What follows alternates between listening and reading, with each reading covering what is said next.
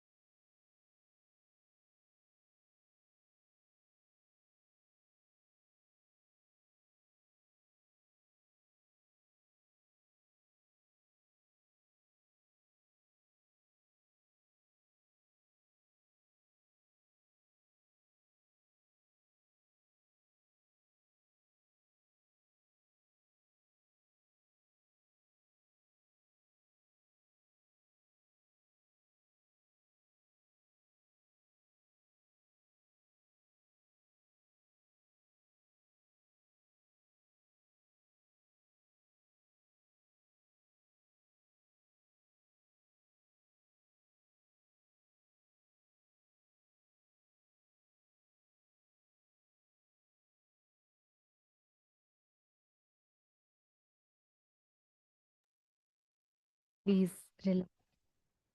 Slowly, slowly. Please relax. Open your eyes. How was the meditation? I saw so many of you just sincerely sitting and doing the meditation. How was the meditation? Did you all enjoy it?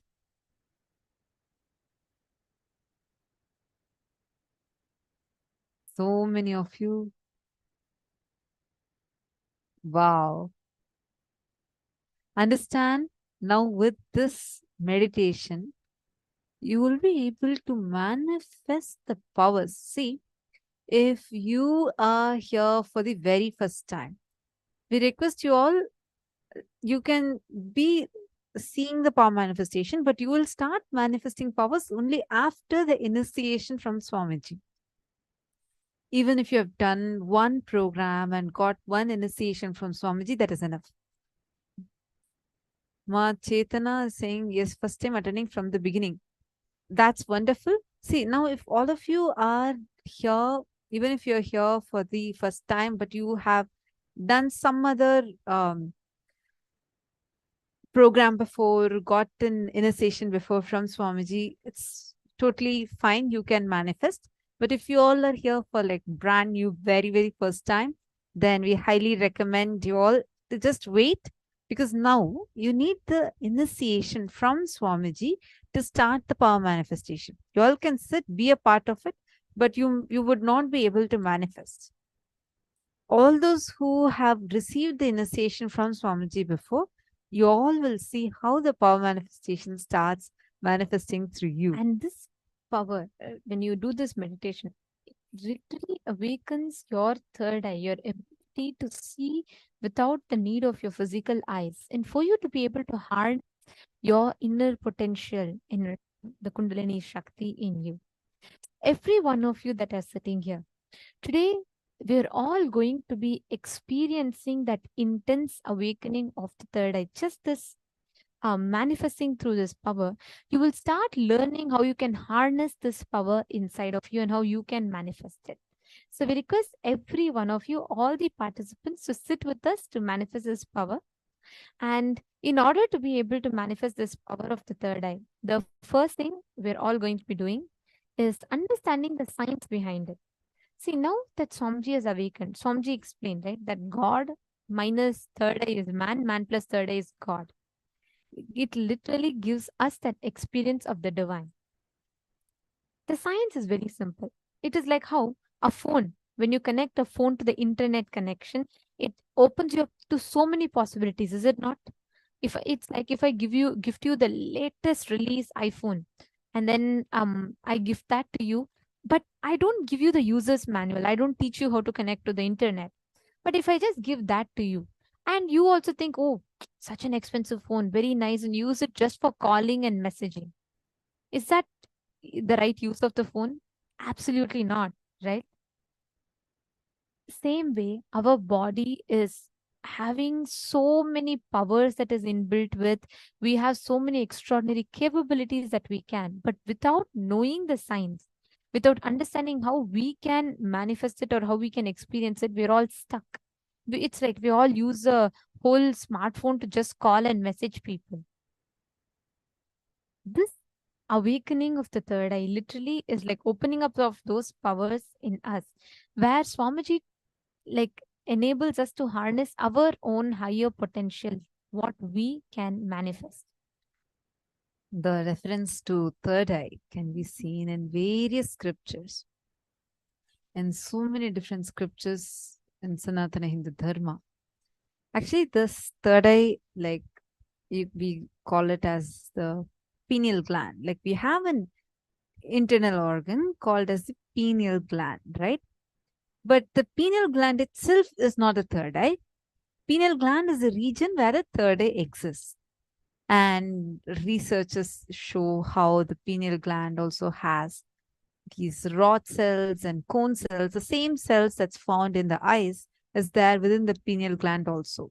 We had an elaborate explanation about how our brain functions, how we see the third eye very beautifully. The Balasans from the Nithyananda Gurukul had demonstrated it to us just in the beginning of the program. Now, let's understand how the power actually works.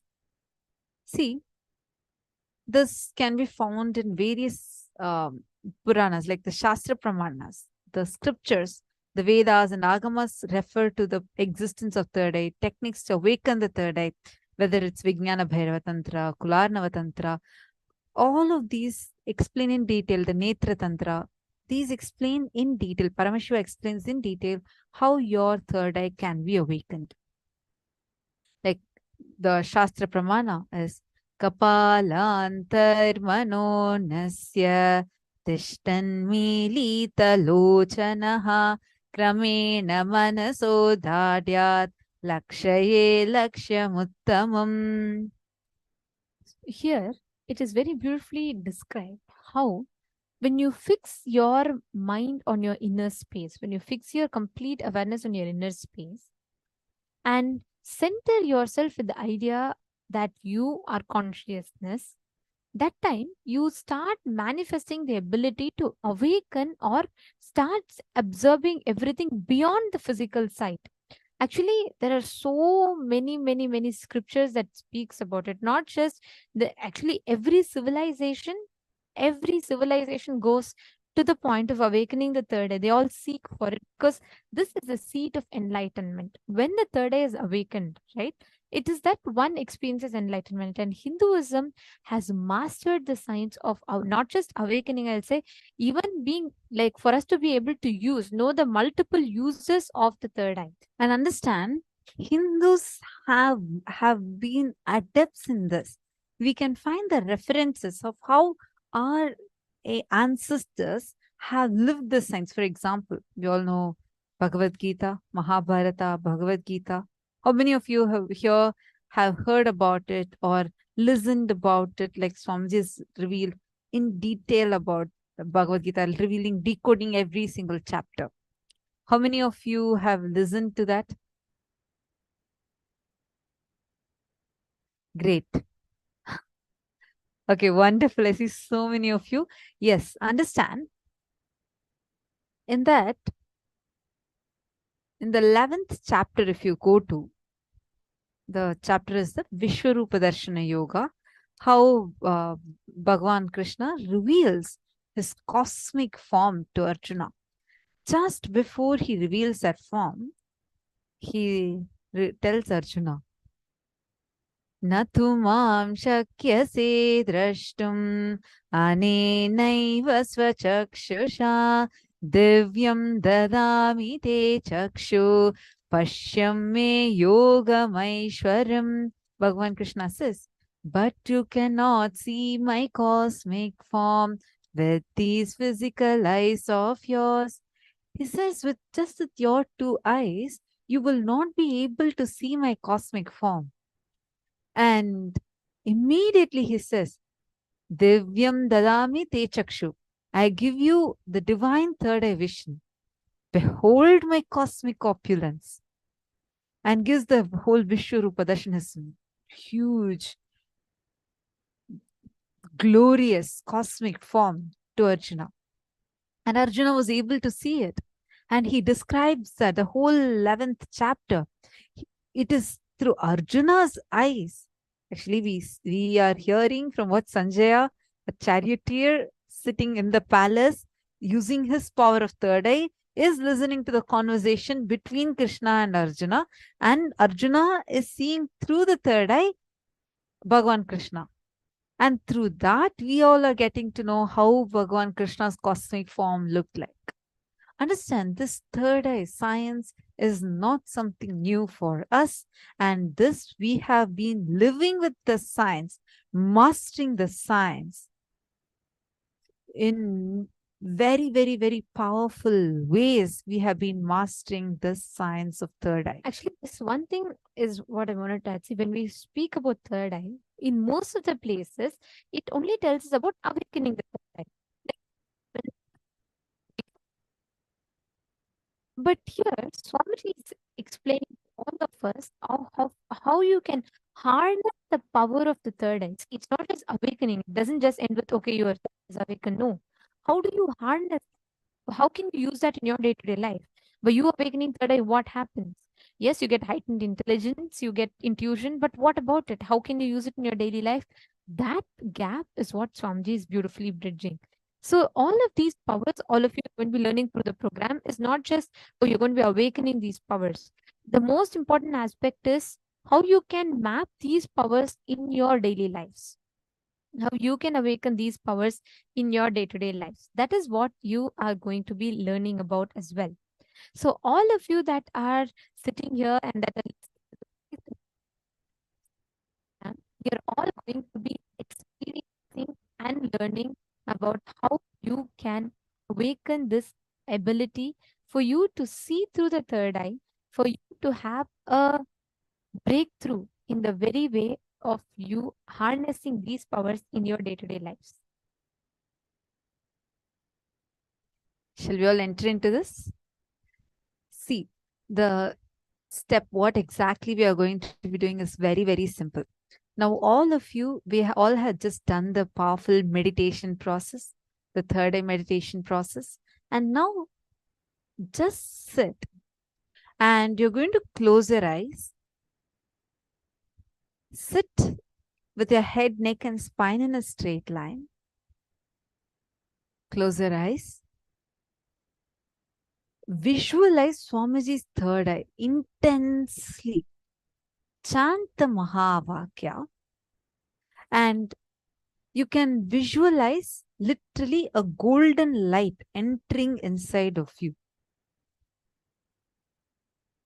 The secret technique for manifesting this is just you connecting with Swamiji. That's all. It's just your connection with Swamiji, and that is what starts manifesting as power through you. Please blindfold your eyes. Tie your eyes with an eye band.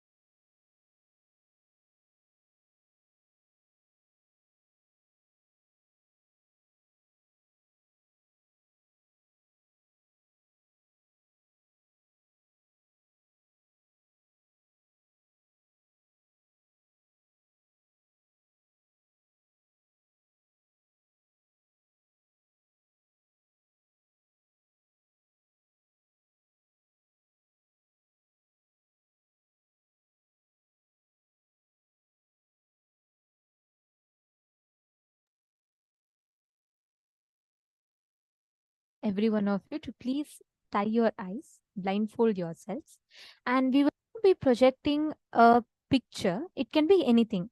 It can be any random image that we might be projecting. And we request all of you, all the participants, to please scan through your third eye. So what do we mean when we say scan through your third eye? Please understand. Bring your complete awareness to your third eye area.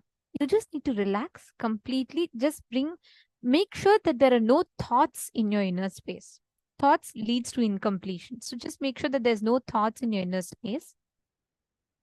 Bring that complete awareness and settle your inner space in completely unclutched state. And whatever your third eye is revealing to you means you'll be able to see. Sometimes it may come as a feeling, sometimes it may just come as a word, as a letter, as a number. Whatever you are seeing, please start sharing that. So for the first few minutes, just take a few minutes to see first whatever your third eye is revealing to you. It can be some pictures, it can be some letters.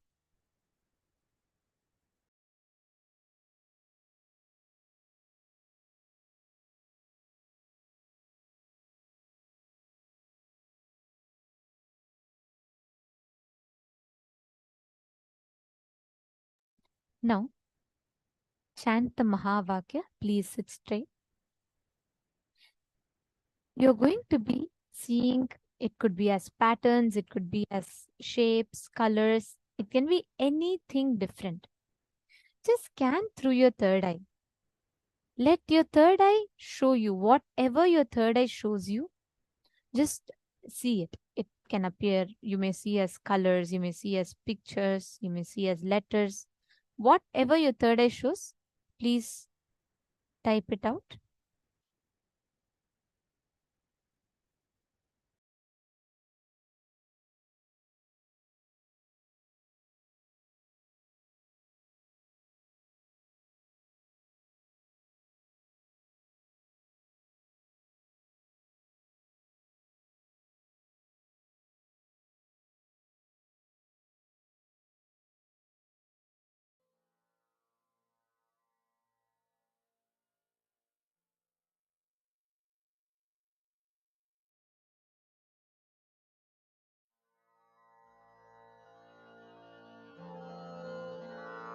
Mahamahavagya, spiritual lullaby for Samadhi.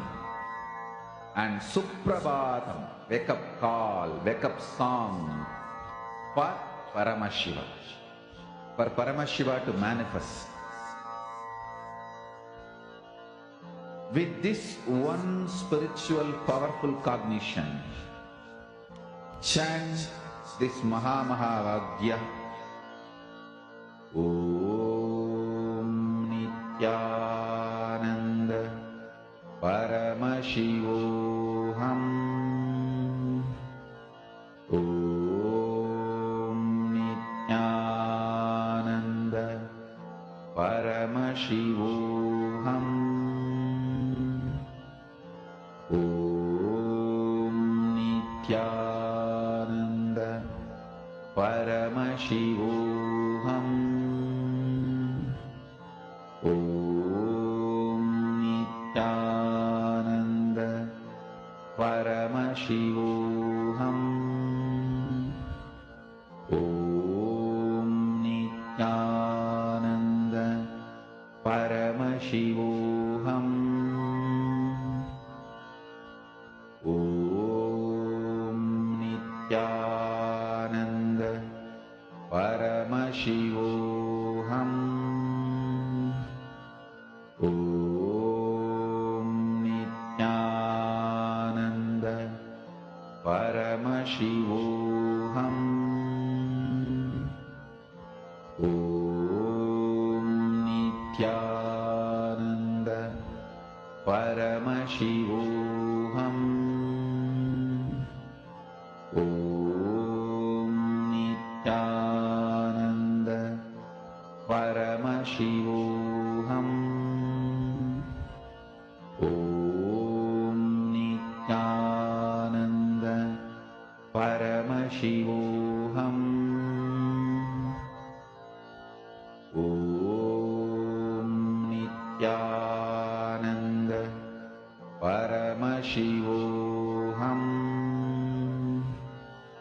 Om Nithyananda Paramashivoham. Om Nithyananda Paramashivoham. Om Nithyananda Paramashivoham. Om Nithyananda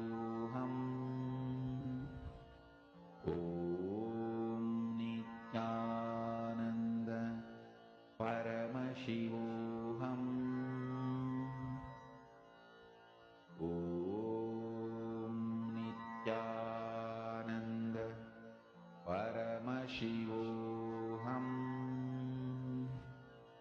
Om Nithyananda Paramashivoham. Om Nithyananda Paramashivoham. Om Nithyananda Paramashivoham. Om Nithyananda Paramashivoham. Om Nithyananda Paramashivoham. Om Nithyananda Paramashivoham. Om Nithyananda Paramashivoham. Om Nithyananda Paramashivoham. Om Nithyananda Paramashivoham. Yes, I see thought of answers coming. Let's see what the answer is. Are you all ready? Shall I show the answer now?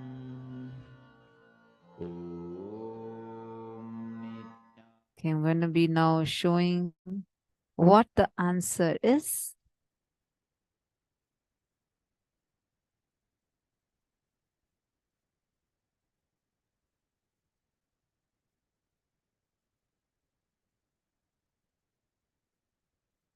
It was this picture. I saw so many of you have seen so many different gods.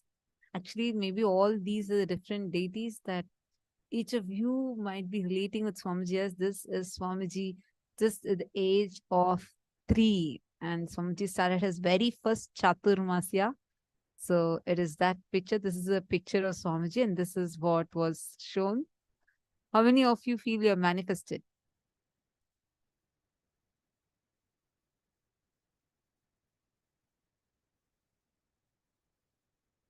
Okay, that's wonderful.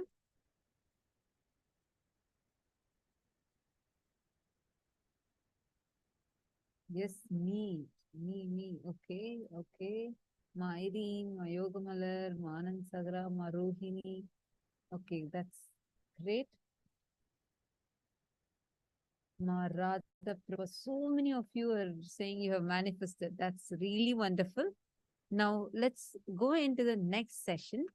In this segment, now, Swamiji is going to be revealing to all of us. See, we all just learned the power of third eye, right?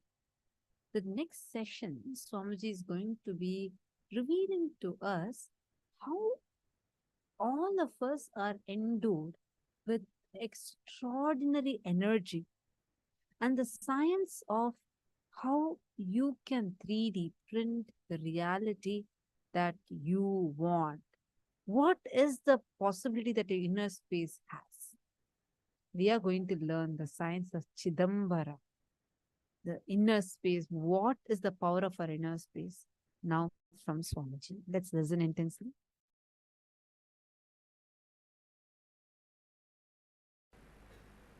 People should be able to celebrate your presence. If people around you celebrate your presence, you are a sannyasi. Otherwise,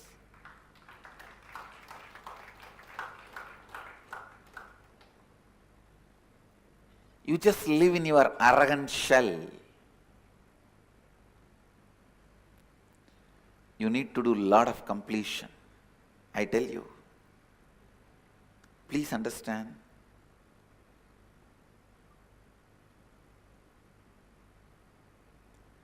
These are some of the law of life, may look paradoxical,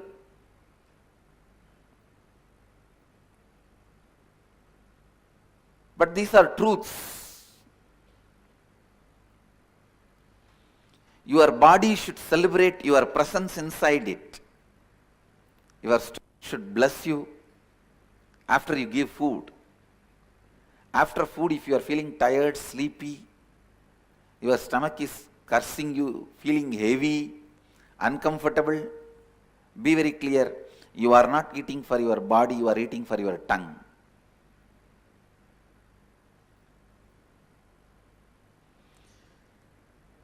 Few inch muscle can destroy your whole life. Your body should celebrate your presence in it. The people around you should celebrate your presence in their life.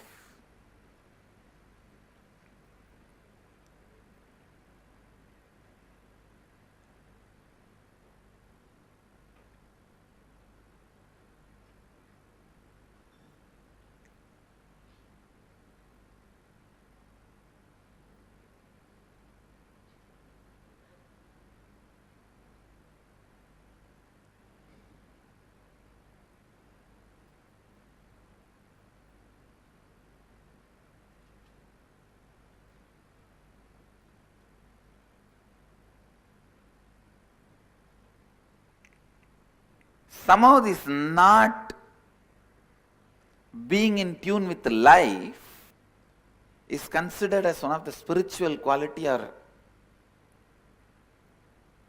it is being tolerated. Please understand, you should not accumulate wealth immorally, adharmically, but if you are not able to generate whatever wealth you need to fulfill your mission, there is something seriously wrong in you. Your goal is not as you declared. There is a hypocrisy in it. There is a strong inauthenticity, cheating. I tell you, just if one body and one mind is integrated to one goal, cosmos can never say no, even if the goal is so-called wrong. If a body and mind is integrated to that goal, authentic to that goal, cosmos has to simply say tathastu.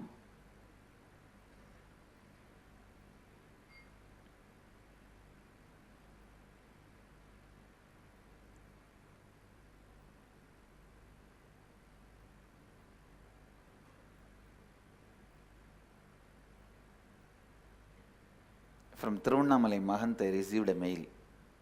I am not able to run too many staff, no income, I will drop 2 staff. I just told him, drop this pattern of how much I can do and look around.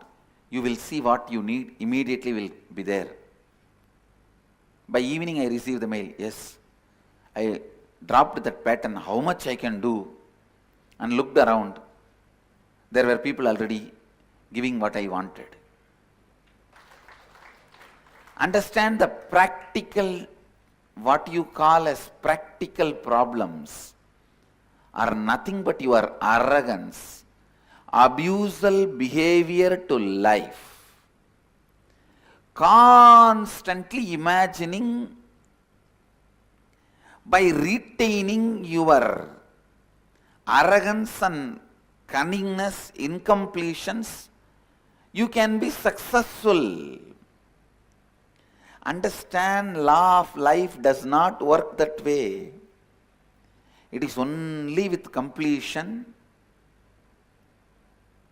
establishing yourself in the space of completion, anything great can express through you. Immediately we start thinking, no, there are millionaires, billionaires, are they all in completion or what? When they can all accumulate what they want, why not me? First thing, how do you know they are not in completion?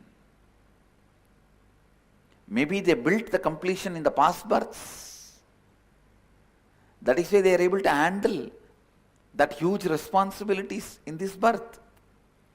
They built enough inner space in the space of completion. Or if they don't have completion, wealth may be around them, but they may not be living it. The zeros growing in bank is not wealth. The heroism you feel inside you is wealth. The possibility you feel inside you is wealth.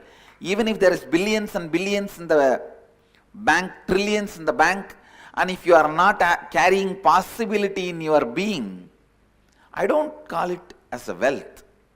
If you are carrying possibility and just making what you want to happen go on, I'll call that as wealth.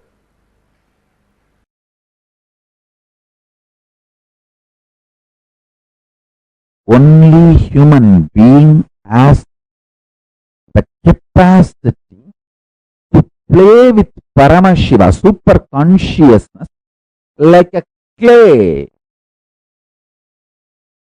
I tell you,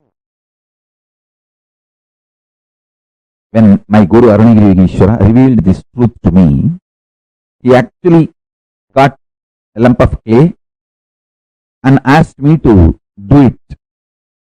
He said, first imagine Ganapati inside you and make that Ganapati. He taught me that your inner space is like a shining golden color clay. That's your consciousness. Outside he kept a lump of clay. And he told me, equate both. One beautiful sweet thing is that I was in love with him so much I never doubted him. When you are in love with somebody, you will never doubt that person. You will not have second thought current, cunning strategies, self-defending, self-protecting mechanism with that person.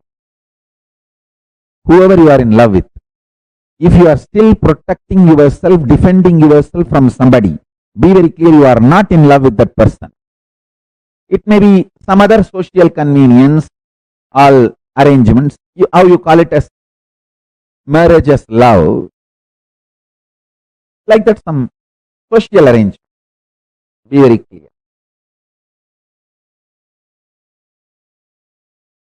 And he was sitting in the same position which I am sitting now. With left hand he was holding small, like a needle, cleaning his teeth. Very casually. That's the way he will talk to me. So he was instructing me in Tamil to see my inner space, my ability to visualize, and the clay outside as one and the same. When he said, I just saw. Then he said in Tamil, Puliyar Pudra. Means make Ganapati, make Ganesha.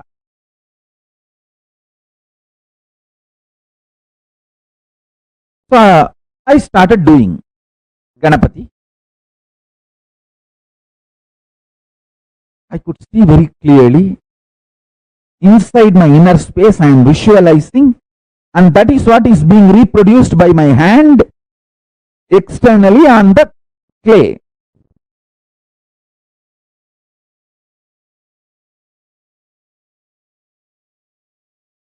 By the time I was about to complete, that greed came in me. Wow! Now Ganapati is going to manifest in me, because inside that gold color conscious Ganapati is ready. So without even completing, it's the completion of a idol or a statue in Hindu tradition means the eyes should be opened. That's the final touch. The eyeball that will be opened, that is a completion. Without completing it, due to this greed, I took my hands off from the clay and started seeing inside. Wow, Ganapati is sitting. And I saw slowly it started melting down.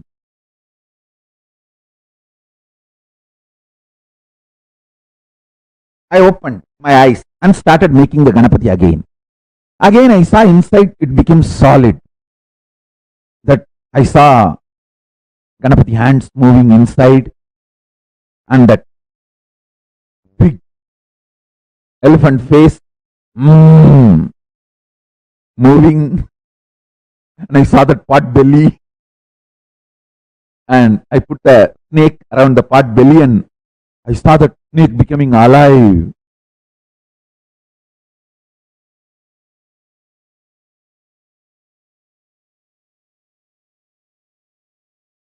Then I decided to hold the visualization inside in my inner space and keep the eyes closed and continue to do.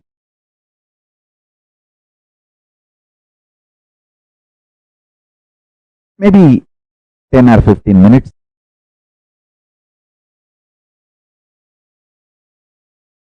I felt I have completed the Ganapati outside. I'm just repeating it as it happened without making any mistake. I just want to put this on record so it will be useful for all of you, because every small detail matters. And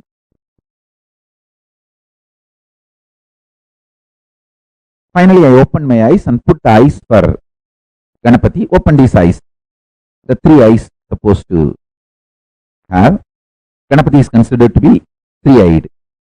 All four of them. Ganapati, Subramanya, Paramashiva, Parashakti. All four of them are considered as three-eyed in Hindu tradition. So I put Ganapati also the three eyes and opened all the three eyes. And I was very happy that Ganapati is complete. In few minutes, I saw inside, because of the greed Ganapati should manifest, I started having fear, because the greed and fear always comes together. I try to possess that form inside, that Ganapati's form.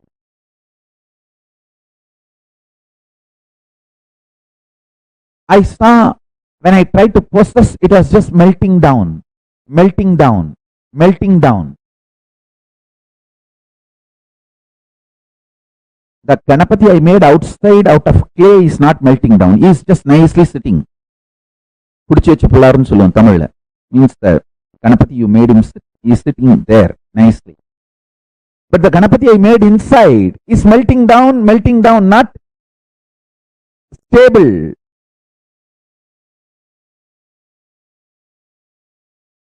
I opened my eyes and looked at him, Arunagiri, sitting beautifully and with one corner of his eyes enjoying the whole thing I am going through and cleaning his teeth. He will always get a small neem stick. Ask me to get the neem stick, and in that neem stick he will pick up one small piece, and then with that neem stick he will be going on cleaning. All of you should develop the habit of cleaning your teeth. Your tooth cleaning, that stick should be neem stick. And once in a while you should also bite that and take the juice inside. It will be very healthy form of keeping your not only teeth clean, the hygiene of the whole mouth will be very high. If you taste neem, if you start tasting neem, the dental hygiene, then the tongue, teeth, lips, the whole mouth, hygiene of the mouth will be very high standard, very high quality.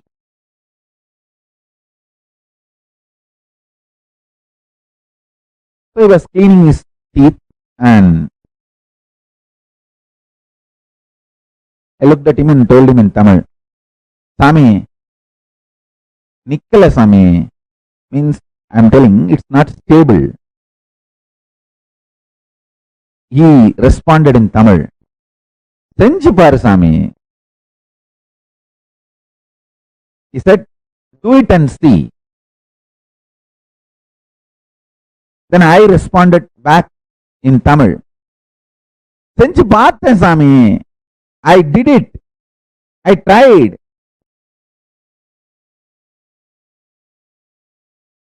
Only when I am complaining to you. That's what I meant. When I said, செஞ்சு பார்த்தேன் சாமி. Then he replied, சொன்னதை மட்டும் செய்ய சாமி, கண்டதையெல்லாம் ஏன் செய்யற? He told me, do only what I said. Why are you doing whatever you see or the other things? Then I asked him, no, I did only what you told. சொன்னதுதான் செஞ்சேன் சாமி, வேற என்ன பண்ண? He turned his head and said, நான் சொன்ன பயப்பட சொல்லி. He asked in Tamil, did I tell you to get frightened, to have the fear whether the Ganapati will be stable or not? Did I tell you to have the fear? I was shocked. I know he knows what goes on inside me. He said, I told you only to make Ganapati.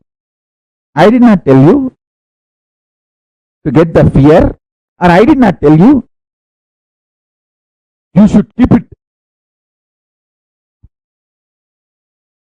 protected, possessive, forever. I did not tell you the Ganapati inside should be like Ganapati outside made in clay.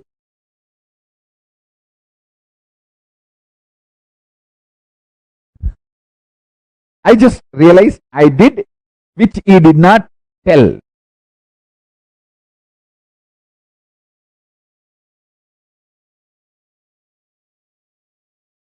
I decided, yes. So the consciousness inside me, out of that clay, I made Ganesha. From that same clay, I made fear and I made greed.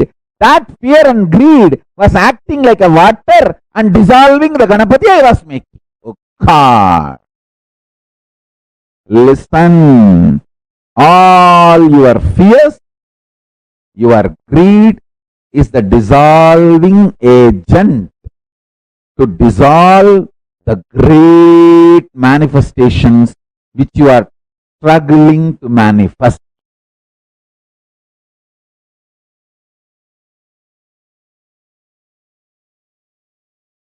I looked at him.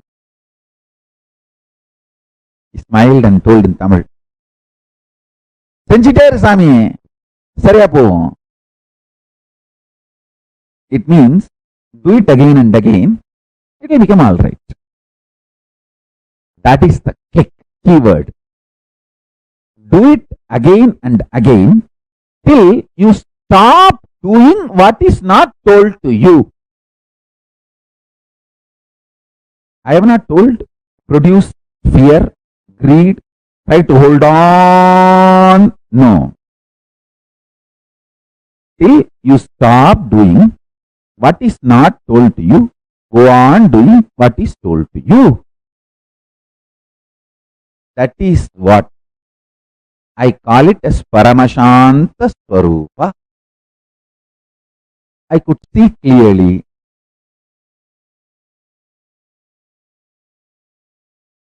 simply Ganapati manifested. Now I don't have the Ganapati I made externally in clay, but I have Ganapati I manifested inside as me, inside me. The Maha Ganapati is even now sitting. The Paramashiva Ganapati is sitting even now.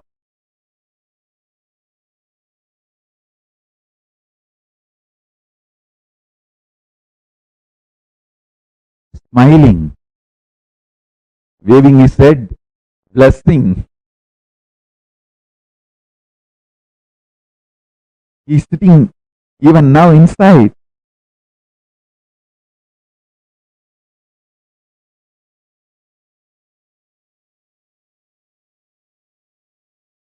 Get a clay, try this today. If you are feeling bored or tired, just rest. Try again tomorrow. Just casually. Try to play with this powerful cognition today I gave. For a few days, you will realize that biggest click will happen inside you. Your unnecessary, stupid fear and greed, and you giving life to it, is the reason for why you are not manifesting what you are supposed to consciously manifest.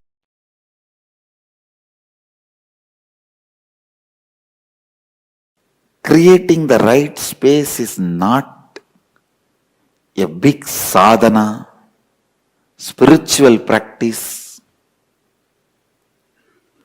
not some big achievement. Just stop believing it is impossible.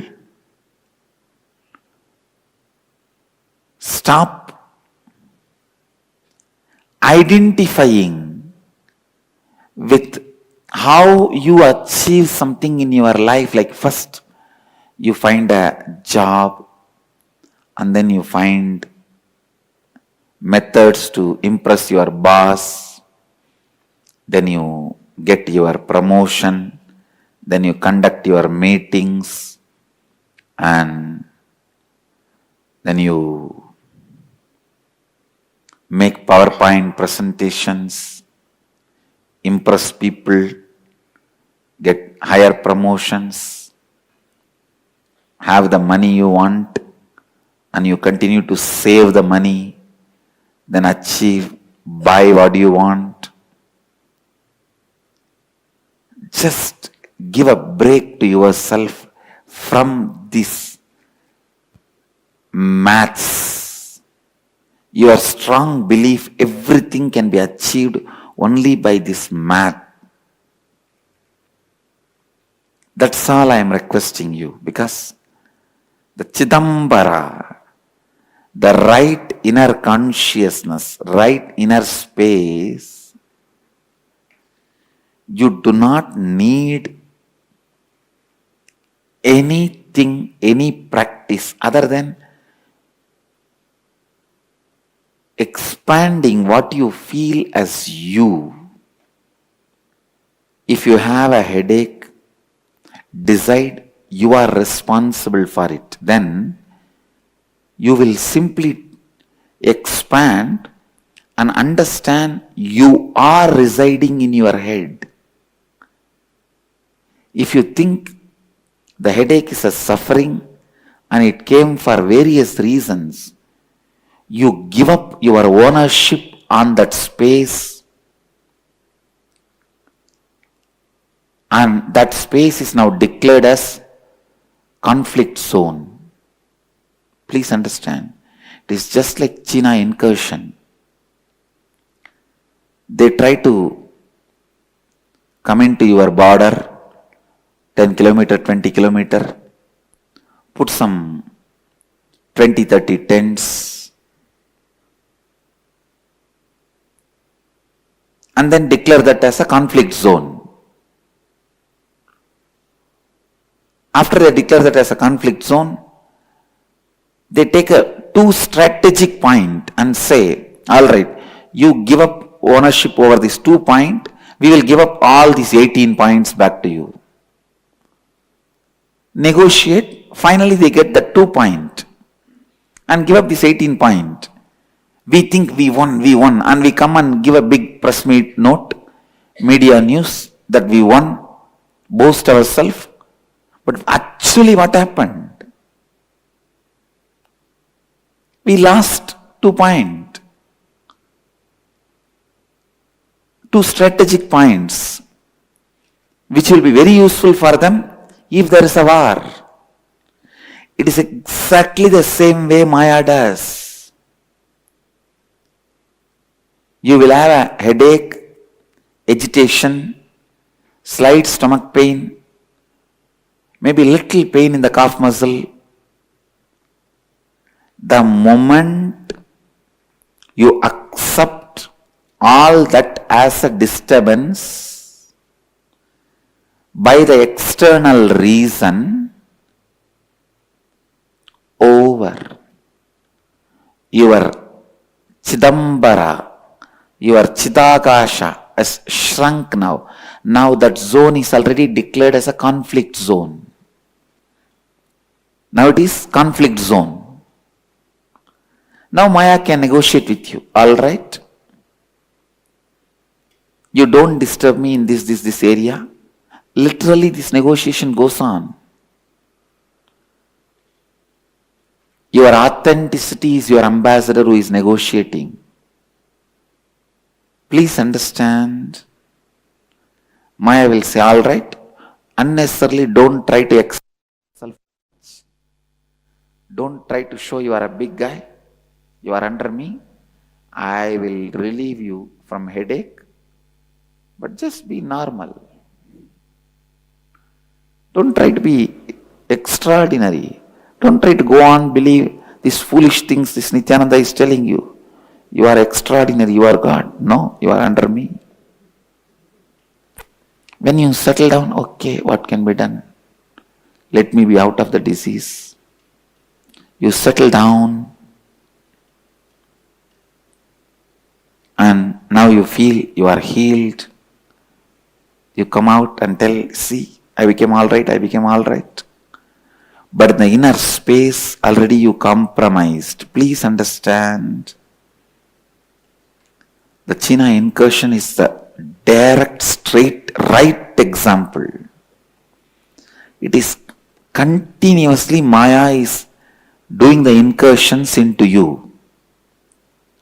Your inauthenticity is such, you go on allowing Maya to win, but you go on bragging, you are winning.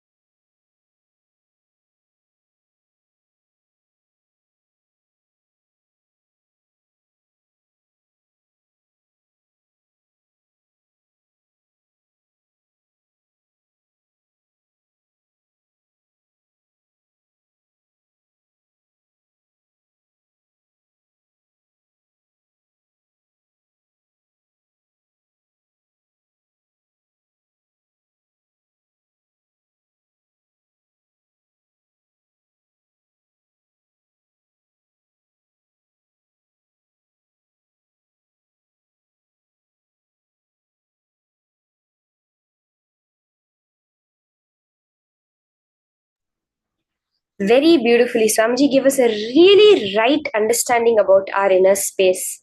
Till today, we would have had so many ideas like we're powerless, we don't know how to do things, we're a victim of fate, we're a victim of life. But this one satsang has empowered us so much. This one session has really empowered all of us. Every time I listen to this satsang where Swamiji tells, do not even allow the slightest incursion from Maya. I've listened to this before, but even hearing it again is a breakthrough for me. When the smallest of any small thing comes up, smallest of things, 2 more minutes, let me sleep in the morning.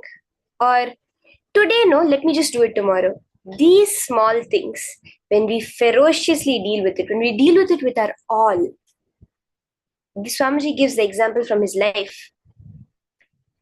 One day morning, when he was in Ramakrishna Mutt, he missed the morning Mangala Arti. The first morning routine which happens in the Ramakrishna Mutt. He did not say, oh, where can I complete? Where is my blind spot? Why did I miss it? No. He took the ferocious decision, no more sleep. Yes, he would have been awake only for 3 or 4 days, not that he never slept after that.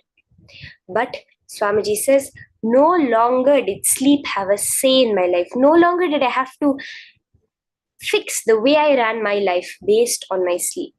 And he never missed Mangala Arati again. That is with authenticity dealing with the Maya. Then we can manifest any reality we want. As Swamiji said, if your reality is not manifesting, there is some inauthenticity in it. It's not. You have to understand this. Okay, this is a very subtle concept that Swamiji has explained. Now, I want to become a millionaire. The very fact you know that there is something called millionaire is the possibility life has given to you. If I say I want to become Paramashiva, that is the possibility life has given to me. Now, if you go outside, there'll be so many people, probably even people walking outside your door right now, who have no idea of what Paramashiva is. But the very fact you know it means life has given you that possibility to manifest it. Now, if it's not manifesting, then there is completion that needs to be done. Are we all understanding this? Okay. Now, in this round, now what we're going to be doing is exactly what Swamiji explained. In the mail that we had sent out, we had told everyone to get the clay and come. So I hope all of you have gotten your clay. In this round, we are also going to be doing the exact same process that Swamiji had done, building the clay Ganesha, at the same time building the Ganesha within us. See, when we are able to connect to Ganesha, when we're able to mold our inner space the way we are molding our outer space, then we will understand how any point of reality, all the reality you want to cause for yourself, a job promotion, healing some disease which is in your body, anything you want to manifest, as you mold your inner space, you'll be able to mold your outer space. Okay? So I request all of you can get your clay and sit.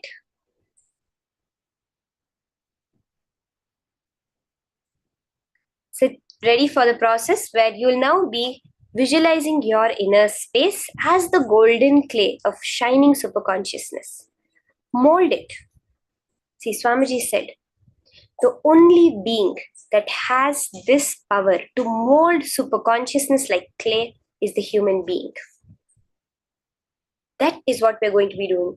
What is the superconsciousness? See, we have to understand what that superconsciousness we're going to be molding is. Every object in our life, the laptop, the bed we sleep on, the ground you walk on, the buildings you go to, the chair you sit on, the people in your life, whether it is your boss, your friend, your family, each and every one of them is that superconsciousness. They are molded out of that superconsciousness. Now, when you are able to mold the superconsciousness as you want, you'll be able to mold even the life as you want. Okay?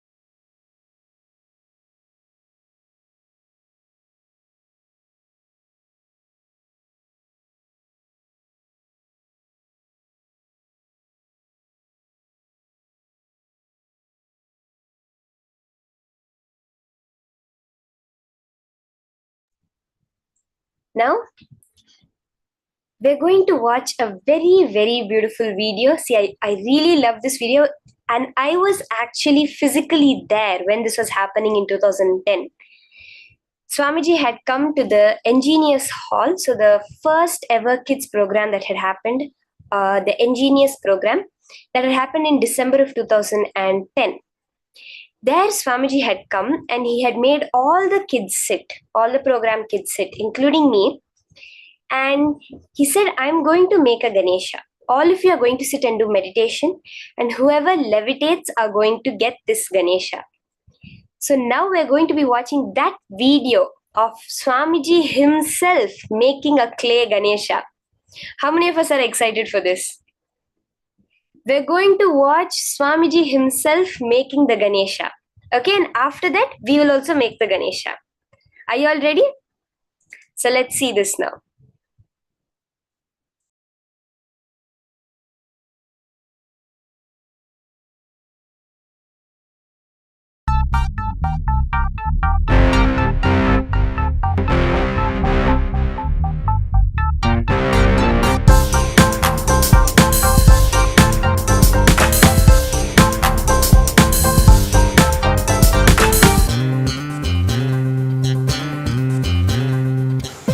Get the clay, I'll make a Ganesha, and whoever levitates properly, for them it's a gift. I feel up and I feel down. If I woulda leave the town. But my doggy loves me more than my wife. What else can I do with my life? All I want, I always got. What for I want, I'm clean for God. It never stopped me from wanting more. Nithyananda, show us how we can be in the now. Nithyananda, show us how we can be in the now.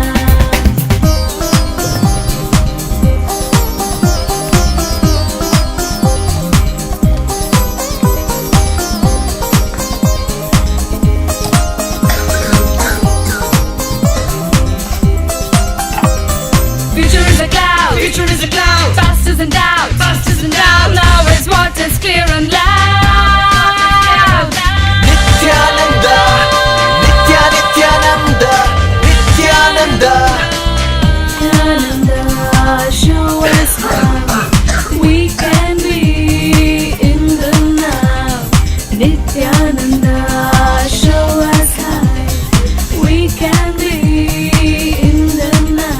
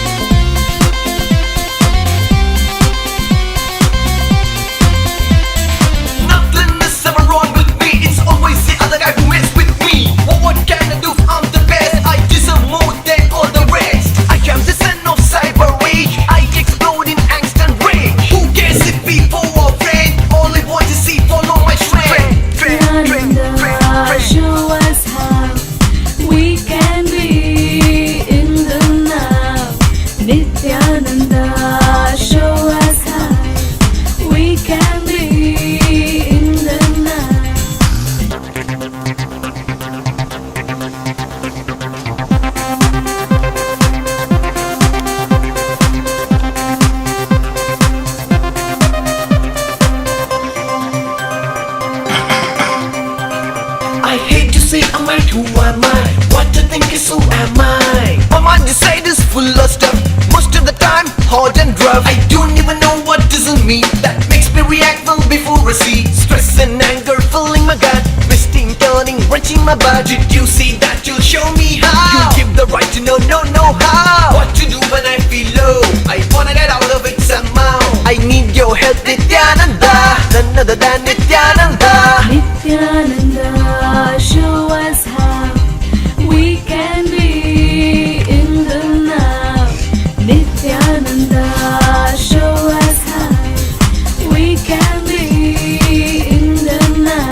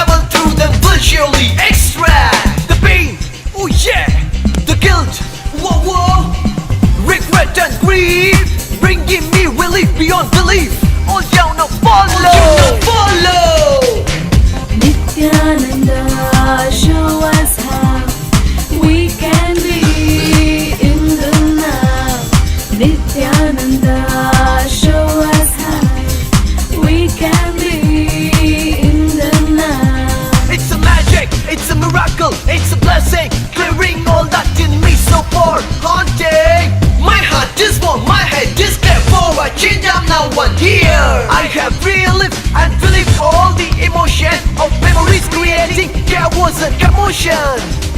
My files are wiped and clean of all the virus in my mind machine. Nithyananda, show us how we can be in the now. Nithyananda, show us how we can be in the now. Future is a cloud. Future is a cloud. Past is in doubt. Past is in doubt. Now is what is clear and loud. Nithyananda, Nithyananda, Nithyananda. Nithyananda, show us how we can be in the now. Nithyananda, show us how we can be in the now.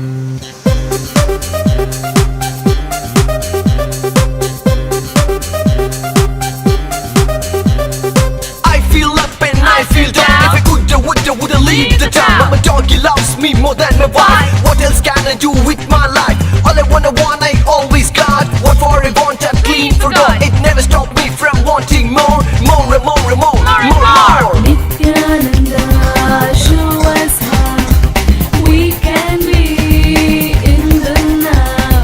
Nithyananda, show us how we can be in the now.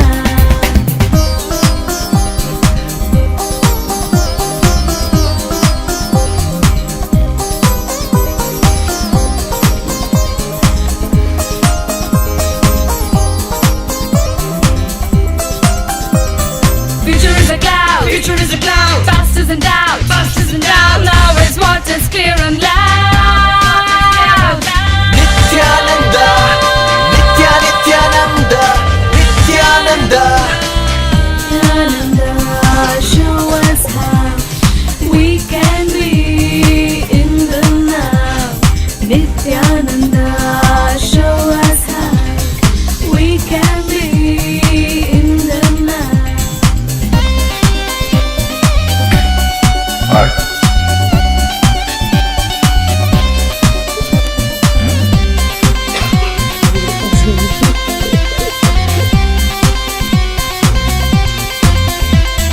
Nothing is ever wrong with me. It's always the other guy who mess with me.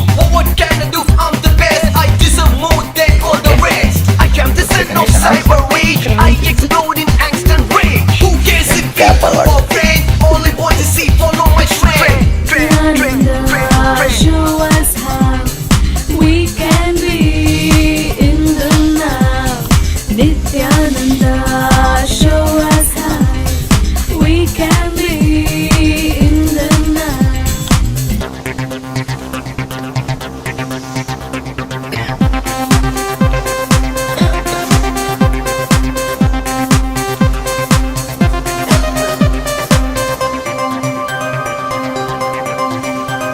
I hate to say I'm right, who am I? What I think is who am I? My mind inside is full of stuff. Most of the time, hard and rough. I don't even know what doesn't mean. That makes me react well before I see. Stress and anger filling my gut. Twisting, turning, wrenching my butt. Did you see that? You'll show me how. You give the right to know how. What to do when I feel low. I wanna get out of it somehow. I need your help, Nithyananda. None other than Nithyananda. Nithyananda, show us how we can be in the now. Nithyananda, show us how we can be in the now.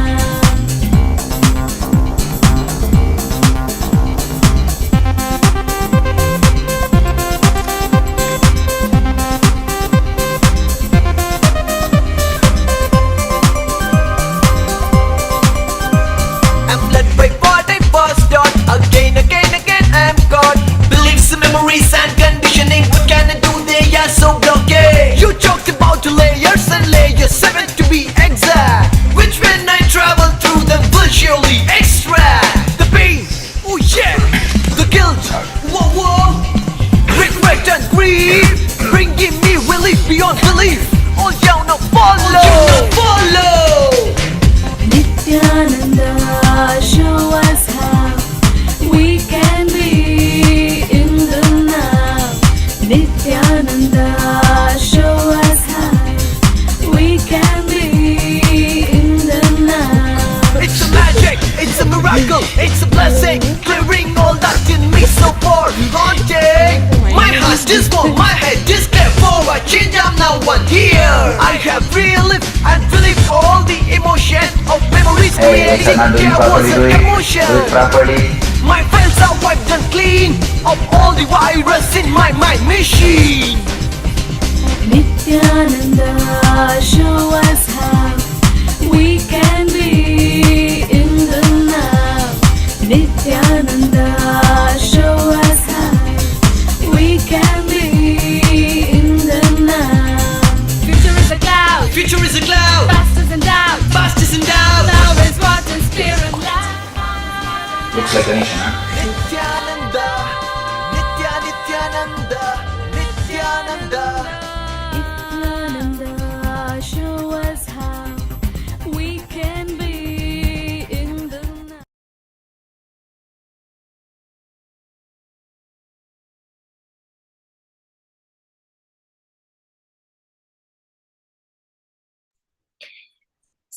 So beautiful how Swamiji made that. The details, the each and every jewelry of Ganesha that Swamiji added. I was just 5 years old, but I still remember this day, when Swamiji sat and made the Ganesha while we were all doing the meditation and the levitation. It's unforgettable experience. Now, this same Ganesha we are all going to make, okay? When we are molding the Ganesha, so you can get the clay that you have, or else you can even get, if you do not have clay, you can get mud also from your backyard or anything. You can get mud, mix it with water. With that also you can make the Ganesha. Let's get ready to start.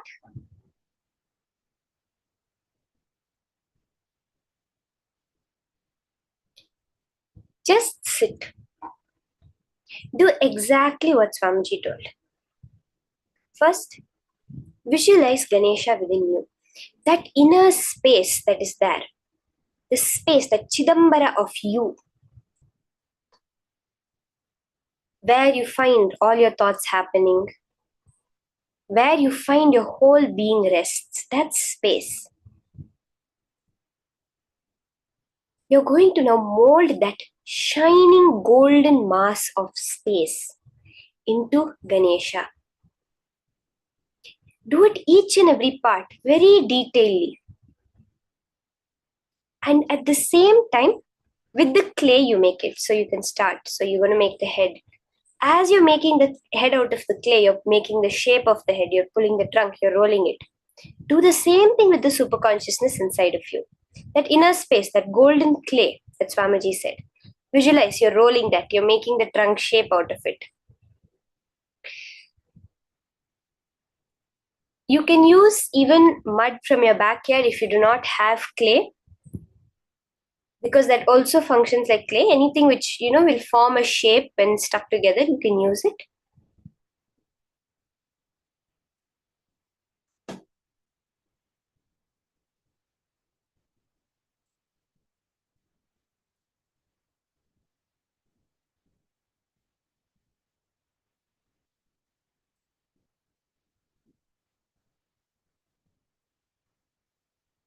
Usually in Gurukul, whenever we make Ganesha, we'll just go outside and where the plants grow, from there we dig the mud and we mix water in it to a right consistency and make mud and make the Ganesha out of that.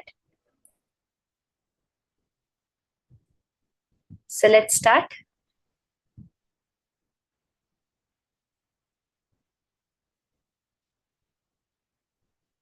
As you're making the Ganapati internally, make it externally. Every part.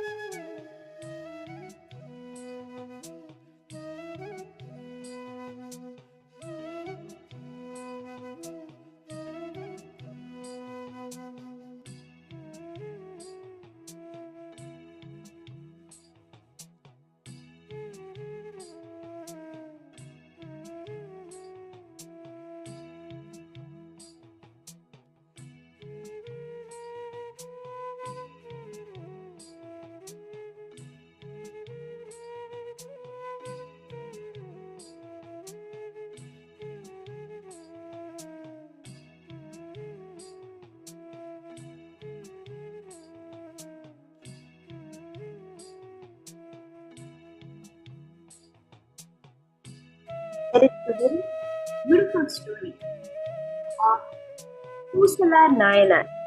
He was one of the 53 Nayanmars of Shaiva tradition. His whole life, he wanted to build a Shiva temple very sincerely. Continue making the Ganesha. I'm just explaining to you the detail, the very understanding from which you're doing this. He wanted to build a temple, but he was very poor. So what he would do, morning he was a priest of the temple. So morning he'll go, he'll finish all the rituals that he has to do, and then he will come and sit. Within his inner space, in that Chidambara, that space, he would build the temple. He would sit with all the Agama books. As per the Agama, he'll put each brick, he built each stone of the temple, each carving he built within his inner space.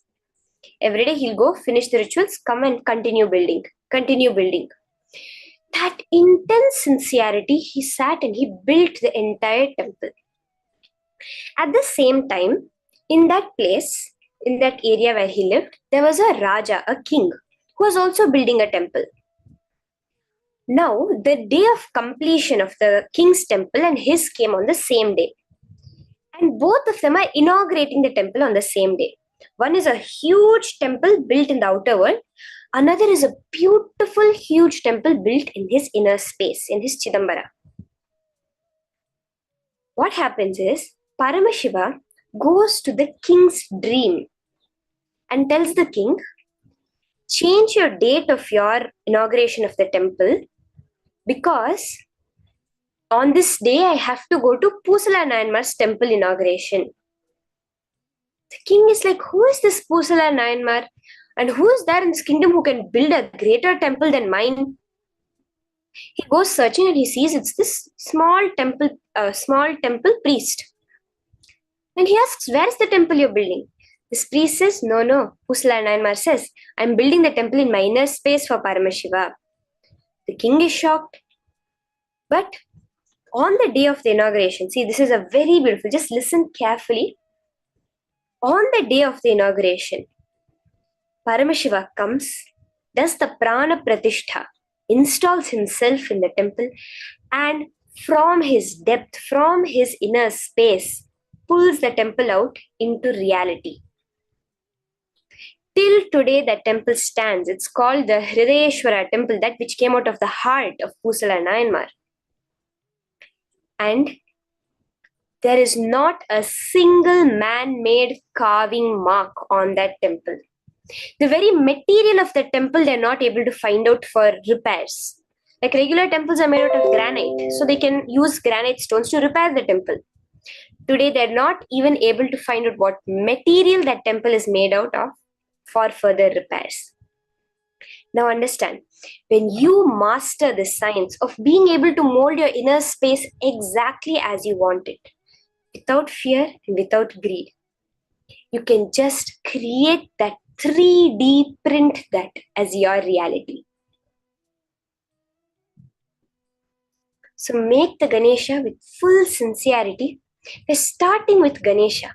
Ganesha is what? The Lord that removes all obstacles. Now when we are embarking, when we're starting this journey of realizing ourselves as Paramashivoham, we're starting with creating Ganapati in our inner space and outer space. So now, like Pusala Nayanmar, each brick of the temple, each carving of the temple, same way. Now each part of Ganapati, if you put the eyes, the top brow of the eyes, the down brow of the eyes, everything put within your inner space Ganapati also. If you're putting the lines on the ears outside, draw that, put that, create that, mold that within your inner space also.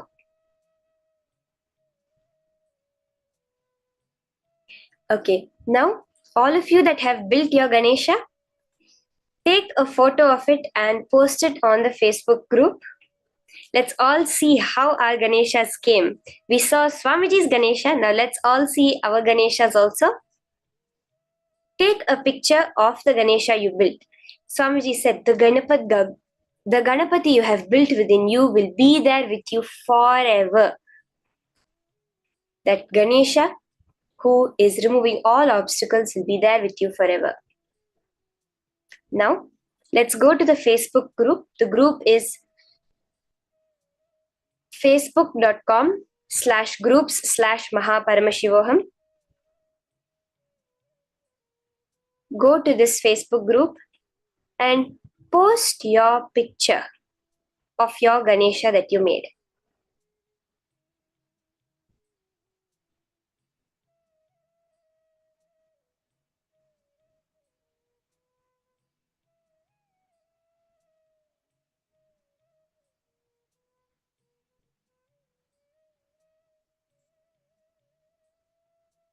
So we'll take a few minutes for all of us to finish taking the photo and posting it on Facebook.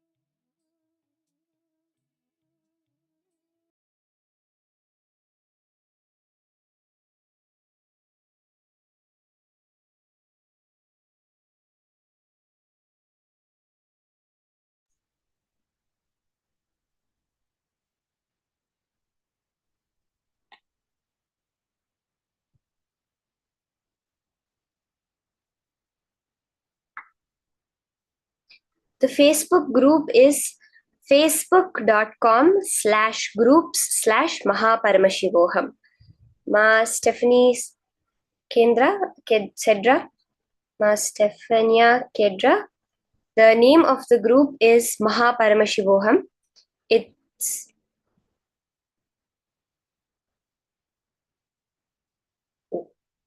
facebook.com/group/Mahaparamashivoham.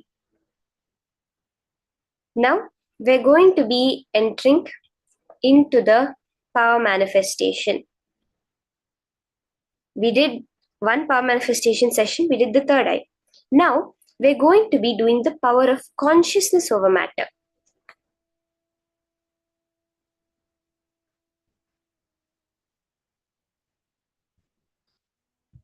Basically, what is the power? Where we are going to be connecting with an object in the space of oneness. Just now we saw. When we decide something in our inner space, when we change our inner space, whole cosmos immediately runs to manifest that as a reality. There is a very beautiful story of Prahalada. He's known as Bhakta Prahalada, the devotee Prahalada. He was a young boy, but his whole life he lived completely for Vishnu. The thing was, he was the son of the king of demons at that time, the king of the Asuras, Hiranyakashipu. His father's arch enemy was Vishnu, because Vishnu had killed his brother, the king's brother, Hiranyaksha, in a previous avatar, because Hiranyaksha had caused a lot of problems on earth. So because of that, Vishnu had killed him. So because of that, Hiranyakashipu hated Vishnu. But his own son, due to the grace of the Guru Narada, was connected to Vishnu utmost level. So because of that, many times Hiranyakashipu tried to tell him to worship only. Hiranyakashipu said, I am the only God, you have to only worship me. But Prahalada was so lost in Vishnu, he didn't know anything other than Vishnu. So after that, Hiranyakashipu, his asuric nature, his demonic nature, took him to the extreme. He tried to kill Prahalada, who was less than 7 years old. But each and every time, Vishnu came and saved him. In the end, one time, Hiranyakashipu asked Prahalada, where is your Vishnu that you're always telling Vishnu, Vishnu, Vishnu? Prahalada will say, he can be in this stick also, and he can be in this pillar also. Hiranyakashipu will tell me which pillar he is in. I will break it open and let's see if he is there. Now you have to know, Hiranyakashipu had a boon which he got, which he thought made him immortal. There were many conditions for the boon, like I cannot be killed by a weapon. I cannot be killed either in air or on the floor. I cannot be killed inside or outside. I cannot be killed in day or in night. So he had asked a long list of these kinds of things. I cannot be killed by an animal or by a man or by any higher deity. Like this, he had asked so many things which he thought made him immortal. So he asked Prahalada, where is this Vishnu of yours that you're constantly talking about? Tell me which pillar he is in. Prahalada just points, he is in this pillar. Swamiji says, Vishnu from Vaikunta got up and ran. Which pillar now Prahalada is going to show I have to be in that because of the sincerity, the authenticity of Prahalada. Just that integrity he had. Vishnu is there everywhere. Vishnu from Vaikunta has to get up and run to the pillar. And Hiranyakashipu goes and breaks open the pillar. And from within that, the avatar of Vishnu, Narasimha, comes, which is half man and half lion, the lion head and a man body. And by fulfilling all the conditions of Hiranyakashipu's boon, liberates the earth, the Bhumata, from that terror of Hiranyakashipu. That is the power of your inner space. You can make an avatar happen. You can make anything happen with your inner space's power. Starting with it. So making an avatar happen and all, this may seem like, oh, how can this be possible? This and all is too much. So we'll start. We're just starting with moving an object. One object we're going to be moving. The basic level. Now the name of this power, what do we call this power? Consciousness over matter. You would have heard mind over matter, where people, by using the power of their mental power, they're able to change the way the world is. In this, you're not using your mind. You're going to use your consciousness to change the way you see your world.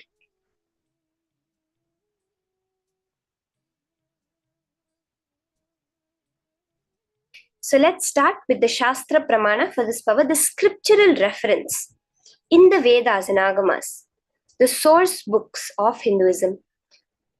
Where is this power? How has Paramashiva revealed about this power? The Shastra Pramana for this power is from the Vijnana Bhairava Tantra, Dharana 95, Sutra 120. Kvachid vastuni vinyasya shanair drishtim nivartayet tajnanam chitta sahitam devi shunyalayo bhavet. Where Bhagavan Paramashiva says, having fixed one's eyes on a particular object, Paramashiva gives us the technique very clearly of how to manifest this power. First, fix your eyes on a particular object. So in this round, we'll be moving a coconut. We're going to be moving a coconut on our hand, on our palm. So if you do not have a coconut, you can take an orange or anything. Now you're choosing this object. Once you have fixed your gaze, your attention, your awareness on that object, slowly withdraw the sight from that object. Not just close your eyes, not just sight. Eliminate the knowledge of that object along with the thoughts and impressions of it. It's like, now if I remove the color of let's say I have a coconut in front of me. I'm removing all the color from the coconut first, all the brownness of the coconut. Next, I'm removing all the threads of the coconut, all the fiber that will be on top. Like this, one by one, eliminating all impressions you have of that coconut. Then, O Devi, one abides in Shunya, the space where nothing other than this exists, which is the space of the ultimate superconsciousness. Paramashiva is giving us a clear technique where when you eliminate all the differentiation you have between you and the object, the manifestation happens. Okay? Next, we see the Apta Pramana for this power. From the lives of the various rishis, munis, devatas from our Purana, Itihasa, where we see this power of consciousness over matter being manifested. There is the beautiful story of one Abhirami Bhattar. The story starts, the incident that actually happens starts on the special day of Tai Amavasya, which is a no moon day, Amavasya meaning the no moon day, in a temple. So for this special day of Tai Amavasya, all the devotees had come to the temple to have a darshan. There's one devotee whose name afterwards became Abhirami Bhattar, who used to always be lost in Devi. Anybody comes, any woman comes, he will only see Devi. He will literally go behind them and fall at their feet. Oh Devi, you have come in a physical form for me to see. That was his devotion to Devi. So as usual, he was sitting and completely lost in that bhava, just seeing Devi over there in front of his eyes. So for this occasion, the king had also come to the temple. The king who was ruling that area, named Sarboji I, he had also come. So he saw that the Abhirami Bhattar is sitting there. He is not even aware a king has come and not paying the right respects needed for the king. All his ministers and all told, "Oh Raja, you don't bother about him. He's a madman." But the king had a doubt. Maybe he might be a saint also. So he goes and asks Abhirami Bhattar, "What is the phase of the moon today?" So as I mentioned, it was a no moon day. But in that meditative space, seeing that prakasha, that effulgence emitting from Devi, he said it's a full moon day. The exact opposite, the Purnima. So the king got angry with him and he said, "Tonight, if the full moon does not rise, you will be killed. You have said today is a full moon day. Now prove it by coming in the night, or else I will kill you. Or else you will be killed." So Abhirami Bhattar, once he comes out of his meditative state and finds out about this, he is shocked. But he is very clear. "Devi, you made these words come out of my mouth. Now you will prove these words true." He is so clear about this. He just tells Devi, "You only have to know. This is your Leela that you have done. Now you fix it." He sets up a pit of fire as per the king's instructions, and he sits on a platform tied with 100 ropes above the fire. Starts singing an Andadi, a song with 100 verses in praise of Devi Abhirami. By the 79th verse, so as he finished one verse, he would cut off one rope from the platform. And by the 79th verse, Devi takes her earring and throws it into the sky, creating the full moon. And because of his grace of Devi Abhirami on him, he is known as Abhirami Bhattar. For we see Swamiji himself sharing how he has manifested this power of consciousness over matter in his childhood with his gurus. That is the power, that is the Atma Pramana, where in many instances Swamiji actually tells how once his guru told him, Raghupati Yogi has told him how to move that rock, and just like that Swamiji was able to move the rock. Let's now hear about this from Swamiji.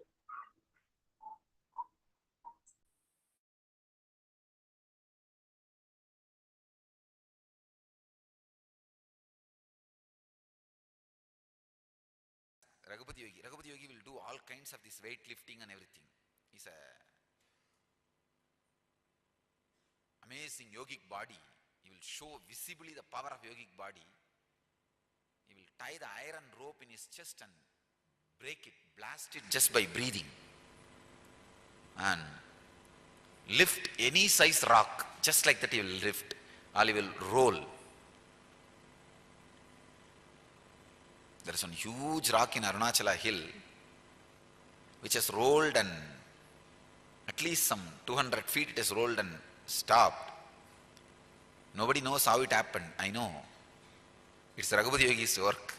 One day we both were sitting and talking, and he was explaining on Yoga Sutra, when you feel one with nature, nature listens to you. I said, how can that be? he asked me to feel one with the rock. I just contemplated, meditated, and I was feeling one with that rock. Huge boulder. When I was in that ecstasy, he just moved my hand. Suddenly, without telling me, he moved my hand. I literally saw the whole boulder rolling. I did not touch, there is no physical contact with that rock, boulder. Just that feeling one with that rock, when he moved my hand and that boulder started rolling.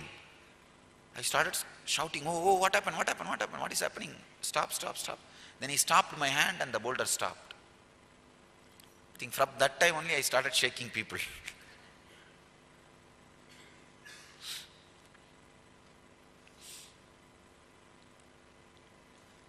That was the first object responded to my movement.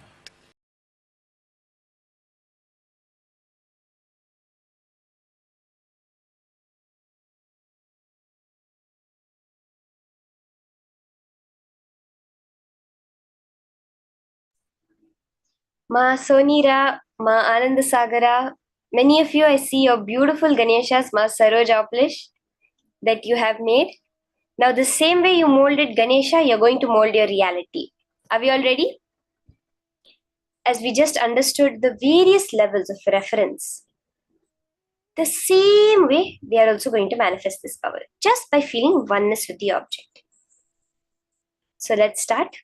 You can get any coconut is most preferred. If you have a coconut, do get a coconut and sit.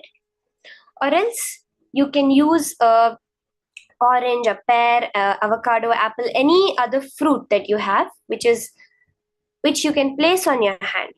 Now you're going to place the object on your hand, and through the power of consciousness over matter, you're going to roll the object. See, without any movement of your hand. Do not move your hand, do not change the position, just keep your palm straight and place the object on top. Just put your palm straight and place the object. With your all three eyes, you're going to look at that object. Simply in the space of oneness, when you command, the object will move. I know there are many of us who have done this power. Let's start. Let's get ready. Start chanting the Mahavakya, that password, key, secret to raising our frequency. At a lower frequency, everything we see is matter. At a higher frequency, everything is energy. As Swamiji says, matter and energy are not two different things. Now, when we chant the Mahavakya, raise our frequency, the object will just become a part of us. We will stop seeing the gap between our body and the object. So let's start. You can, as it's shown in the picture, you can place the coconut, your Atmalinga, or any other fruit. Take a video of your manifestation.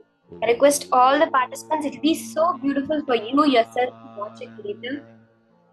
Video record your manifestation and post it on Facebook. Let's start the manifestation. Nithyananda Paramashivoham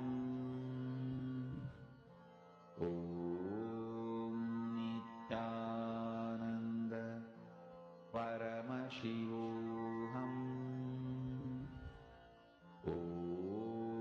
Nithyananda Paramashivoham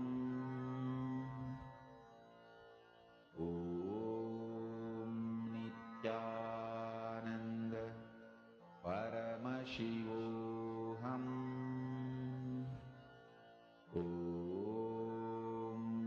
Nithyananda Paramashivoham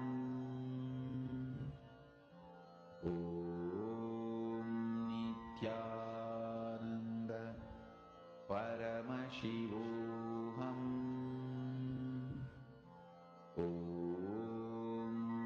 Nithyananda Paramashivoham Nithyananda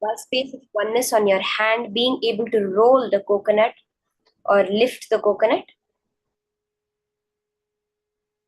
Such beautiful Ganeshas I'm seeing more and more on the pictures on Facebook.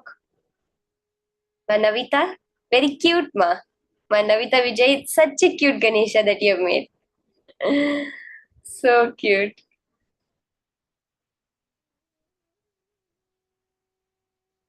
Yes, Ma Navamani also, ma, your Ganesha is so beautiful. I like how you put the yellow color turmeric for the jewelry on the Ganesha. Like literally exactly like Swamiji have made it, ma. It's very nice. How in the video Swamiji had made Ganesha, exactly like that you have made the Ganesha. Okay.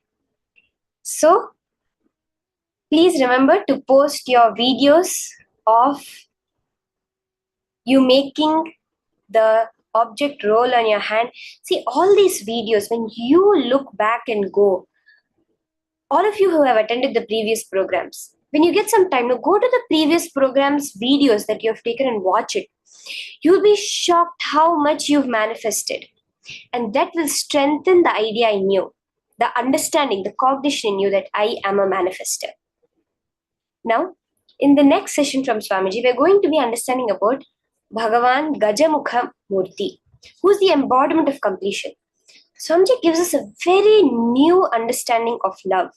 Not the love that we imagine from Krishna or from Devi, but the ferocious love of a lion that will evolve us, make us complete being that we are.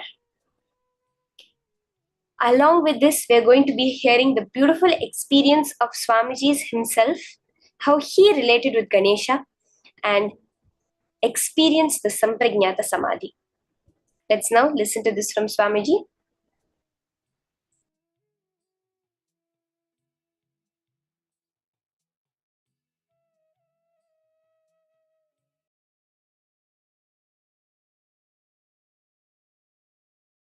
I'll explain now from Akashic records as it has happened. Parashakti decided it is time to manifest Ganapati, means who will guide and lead all the Shiva Ganas. So she was making the body for that being from her own muscle memory and biomemory. While she was making, she decided Paramashiva has to come and add the bioenergy. She leaves that body and goes for bathing to get ready to do puja and invoke Paramashiva to add bioenergy into that being. But by the power Parashakti herself made, that being become alive and started moving around before even Paramashiva added his bioenergy, because of the power of Parashakti. But the being has not yet become fully conscious. It started moving around, but not yet become fully awakened. So it did not know who is father, who is mother, and all that.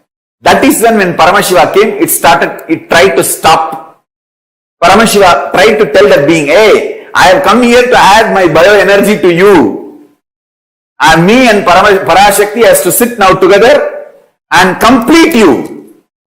You are potential, but you have to flower. But the being was not that conscious or ready to understand. And it was just trying to throw some simple tantrum. As a cute baby. Then Paramashiva understood he has to now cut the head and add forcibly the biomemory of Parashakti and bioenergy of him into the being to make that experiment success. So it is a simple experimental success strategy. To make the experiment success, it is a simple strategy he has to do. I should say, it's a most non-violent decision Paramashiva made. He did not kill Ganapati. He just removed some parts, added his own bioenergy and biomemory of Parashakti and put the whole thing into it and put beautiful elephant head and made Ganapati and made him as the head of all the Shiva Ganas.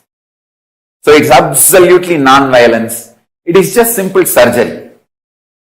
Surgery can never be violence. It's like how you remove the tumor. The tumor removing surgery, it was just conscious surgery done by Paramashiva. He never killed Ganapati. He only just did surgery, removing some parts not required and added some parts required. I should say that first tumor removing and transplantation surgery done by Paramashiva is Mahaganapati successfully.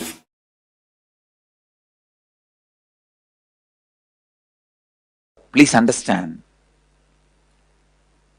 you will never think Ganesha as embodiment of love because you always have the idea of love from either Krishna or Devi.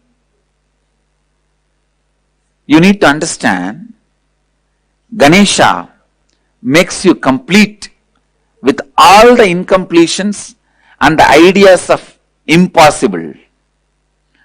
Ideas of impossible. He makes you complete with all the impossibilities.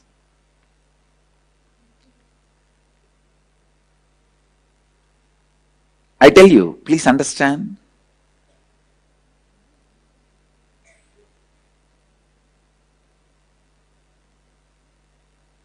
You need to understand this truth about love. Let me describe.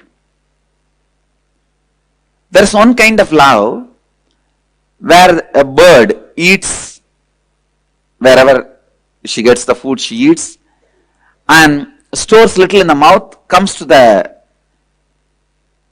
nest where she is staying and feeds the, what do you call? The kids of the babies, the birds. In English you have a different word for everything. That's the problem. Anyhow, the birds feed their kids. You all understand, that's all. Language is for me to make you understand the concept. Now you understood over. The bird eats and stores the little food in the mouth and comes and feeds its babies. This is one kind of love. There's another kind of love where lion takes the cub to teach hunting. Understand? There are two kinds of love where the bird eats and brings little food and she feeds her kids, baby birds. This is one type of love. There is another type of love where the lion takes the cub for hunting. Understand?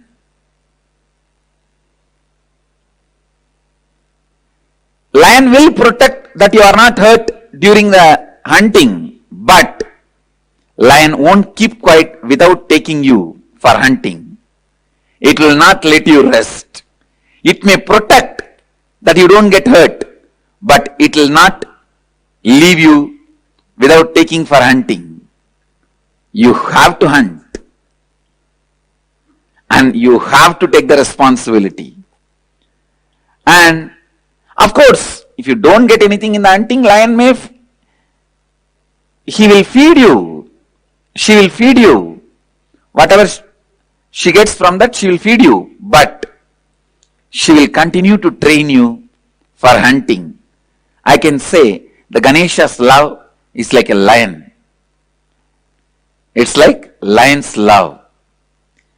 See, a lion has to come down to make the cub feel he is equal. The cub is equal.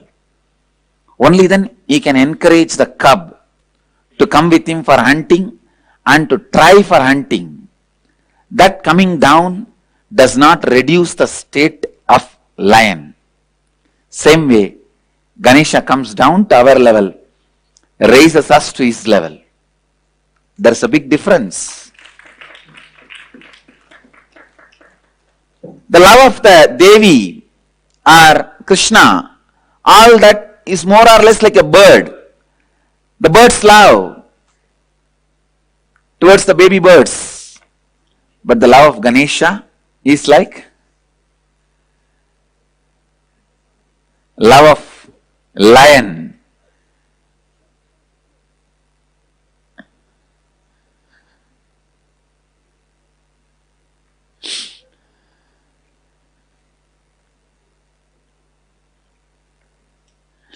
So understand, I tell you, this love only needs lot of sacrifice.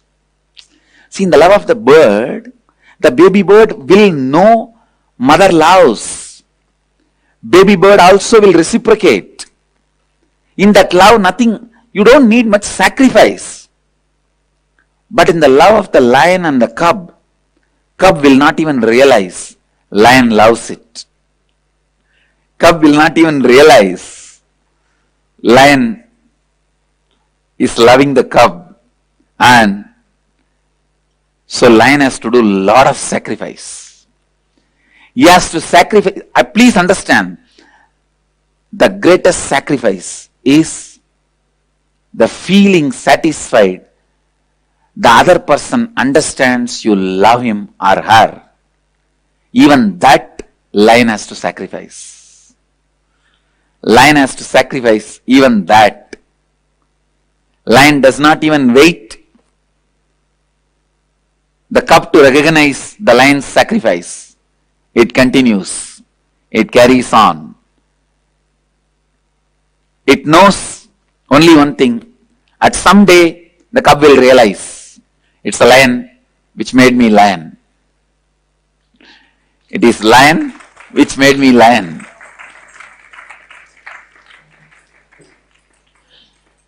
So the greatest sacrifice is the people whom you love.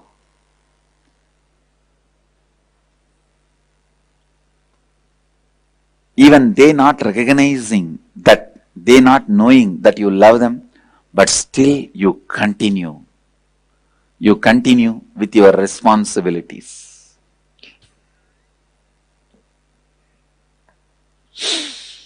I can say this is the most powerful love. The love of a master.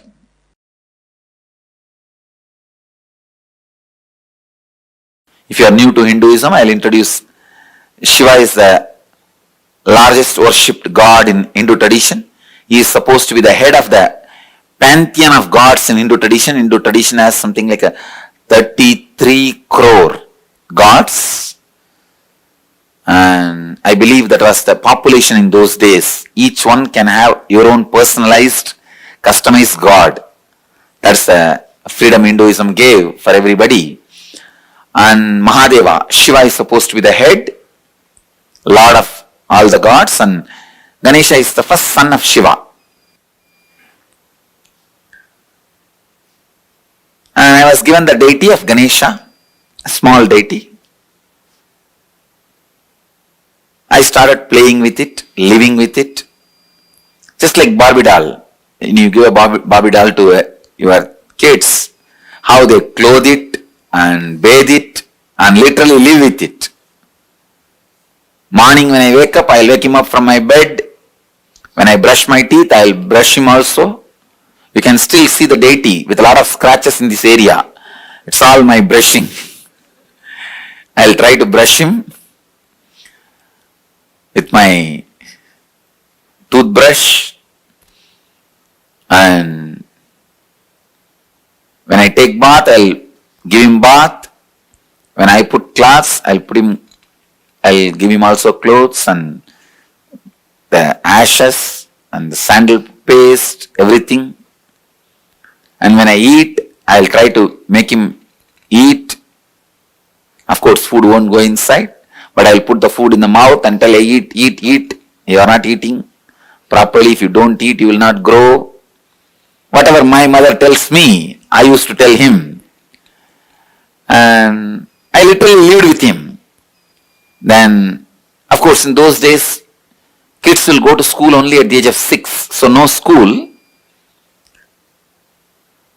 but I'll play with him. He's my playmate.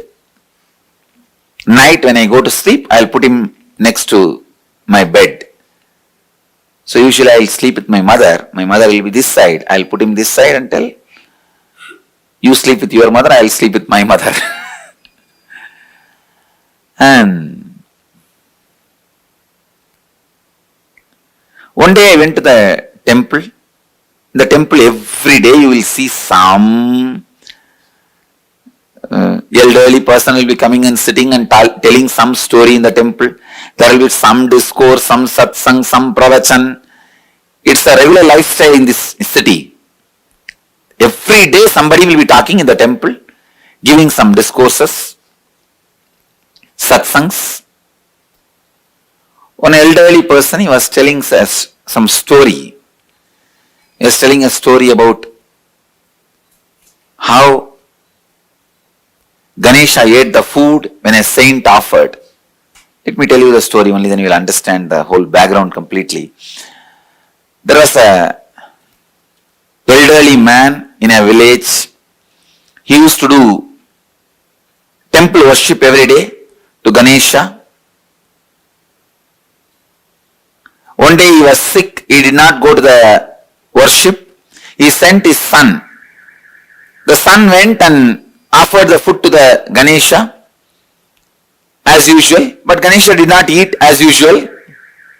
But this child thought Ganesha usually used to eat. So he forced Ganesha, you please eat, otherwise my father will scold me. Why are you not eating? But Ganesha did not eat. Then this child started eating his head on the temple wall, saying that if you don't eat, I will commit suicide. Because my father will scold me, he will not allow me to live. You eat. When the child was trying to commit suicide, Ganesha appeared and stopped the child and ate the food. It's a story. A great saint story. And that child became a great saint. When I heard that story, I was shocked. Suddenly, I felt, then why is this, my Ganesha is not eating? I am being cheated. I ran to the house back. My family used to live just near the temple. I ran to the house back from the temple because I was listening to the story from the temple. Ran to the house back and caught hold of my Ganesha and told him, you have to eat. I tried all my storytelling, everything to Ganesha. He did not budge. He did not eat. Next day I was sitting and thinking, what to do? This guy is not eating. By now I developed the idea he is now, my Ganesha is adamant. So I was brought up in a large giant family where more than 20-25 kids have grown up together. It's almost like a small nursery. In the house, if somebody doesn't eat, my grandmother will threaten them. I'll throw you in the well. Center of the house used to be a huge well. The house I was born and brought up is almost like 80,000 square feet. I'll show you guys. From this street to that street. And this side to that side. Single house that size. And still there are bits remain in the same way, same old way. The house is almost 300 years old. Center of the house there used to be a well. The grandmother will shout, if you don't eat, I will throw you in the well. That is the idea clicked with me. I told Ganesha, if you don't eat, I will throw you in the well. So I started threatening my Ganesha, if you don't eat, I will put you in the well. So I took up that bucket in which they fetch the water and put the Ganesha and lowered him to the water level. From here I started shouting, hey, eat, otherwise I will put you in the well. Suddenly I remembered, maybe now he has changed his mind, but I have not put the food inside. So I took him out, put the food and put him, then lowered the bucket level. In that level, I'll move the rope and tell, hey, now eat, otherwise I will drop you in the well. Of course, he was not budging. I also did not have the courage to drop him in the well because he is too much for me. He means really a lot for me. He is my friend, everything. My companion for play and everything. Of course, he did not budge for that also, he did not eat. Then I had the thought, maybe the food he doesn't like my mother's cooking. So I went to the temple, asked the temple priest, whatever they are offering, the same food. They gave the same food. I brought to the house the same food and told him, now you eat. He did not budge.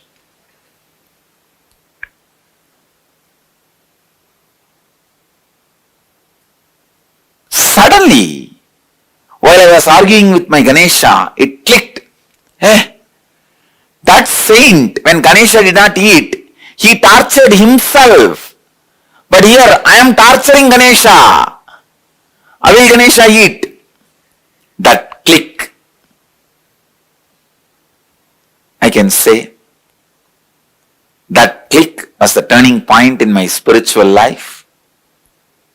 I decided, I will not eat till he eats. I will not torture him anymore. So I put the food, sat. 2.5 days. As a 3-year-old child, did not eat, sleep, just I'll sit. Even in those days, very stubborn. The will was so strong. Did not eat and sat without eating.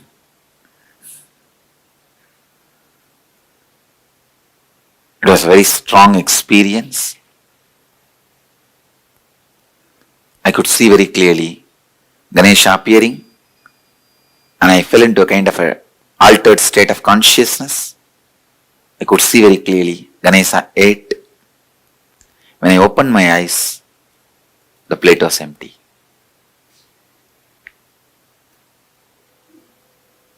Because I know the feeling I had at that moment was so strong. The devotion I had, it is like a experience strengthening the belief.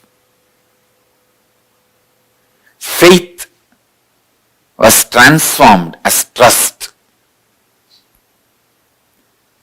That feeling connection gave me the tremendous courage and confidence to begin my spiritual journey.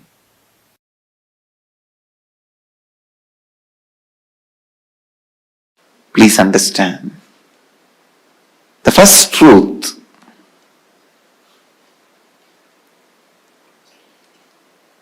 allowing incompletions to exist is literally declaring you yourself don't want your life in your control. Please understand.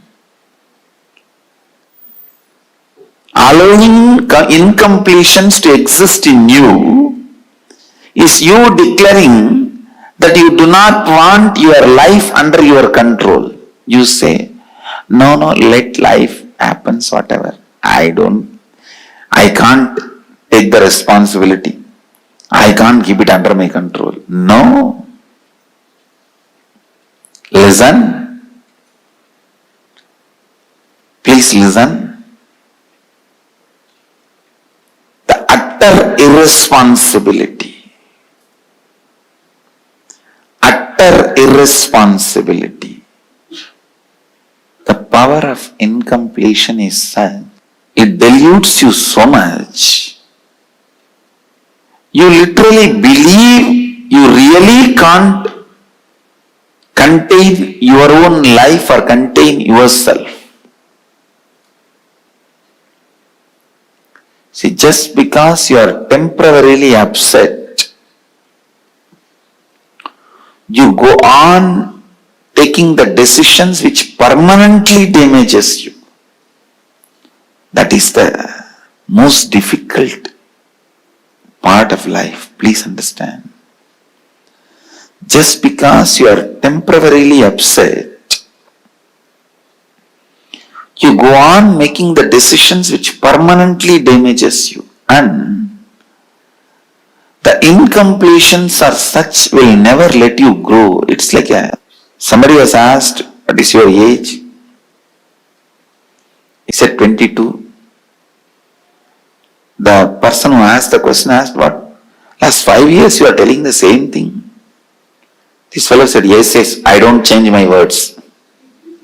Many times, not changing your words are like not growing. Not changing your cognition means not growing. Listen. Not changing your cognition means not growing. It is so unfortunate. It is really, really unfortunate that you feel incompletions are really, really true. The problem is when the delusion happens, when the incompletion attacks you, when the panic attack happens, you really feel incompletions are true. That is the problem.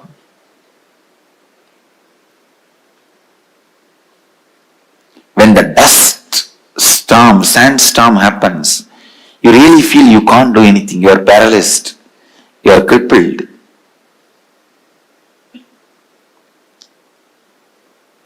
Temporarily, but you feel that is eternal. Please understand. Suffering, the quality of suffering is, even if it is temporary, it will give you the experience that is going to be there on you eternally. You won't find the end of the tunnel. You won't find the other side of the tunnel. You will feel, oh, it is going somewhere and gone.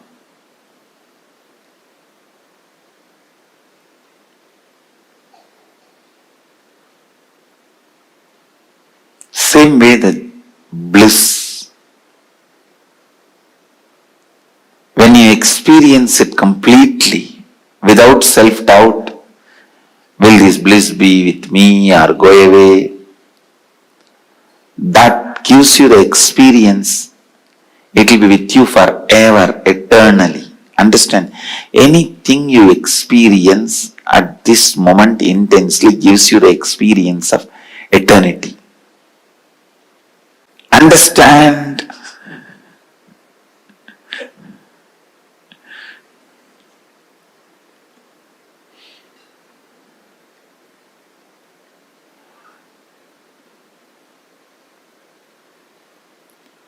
So many qualities attributed to Ganesha are qualities of completion.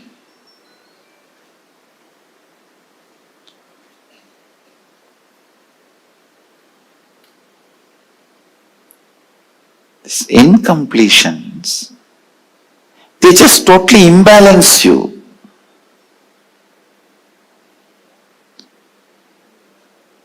Constantly decide you will be in the space of completion.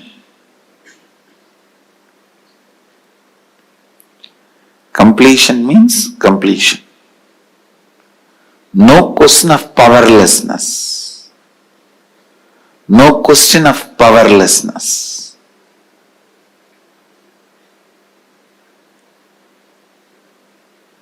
Everything you do should be from powerfulness.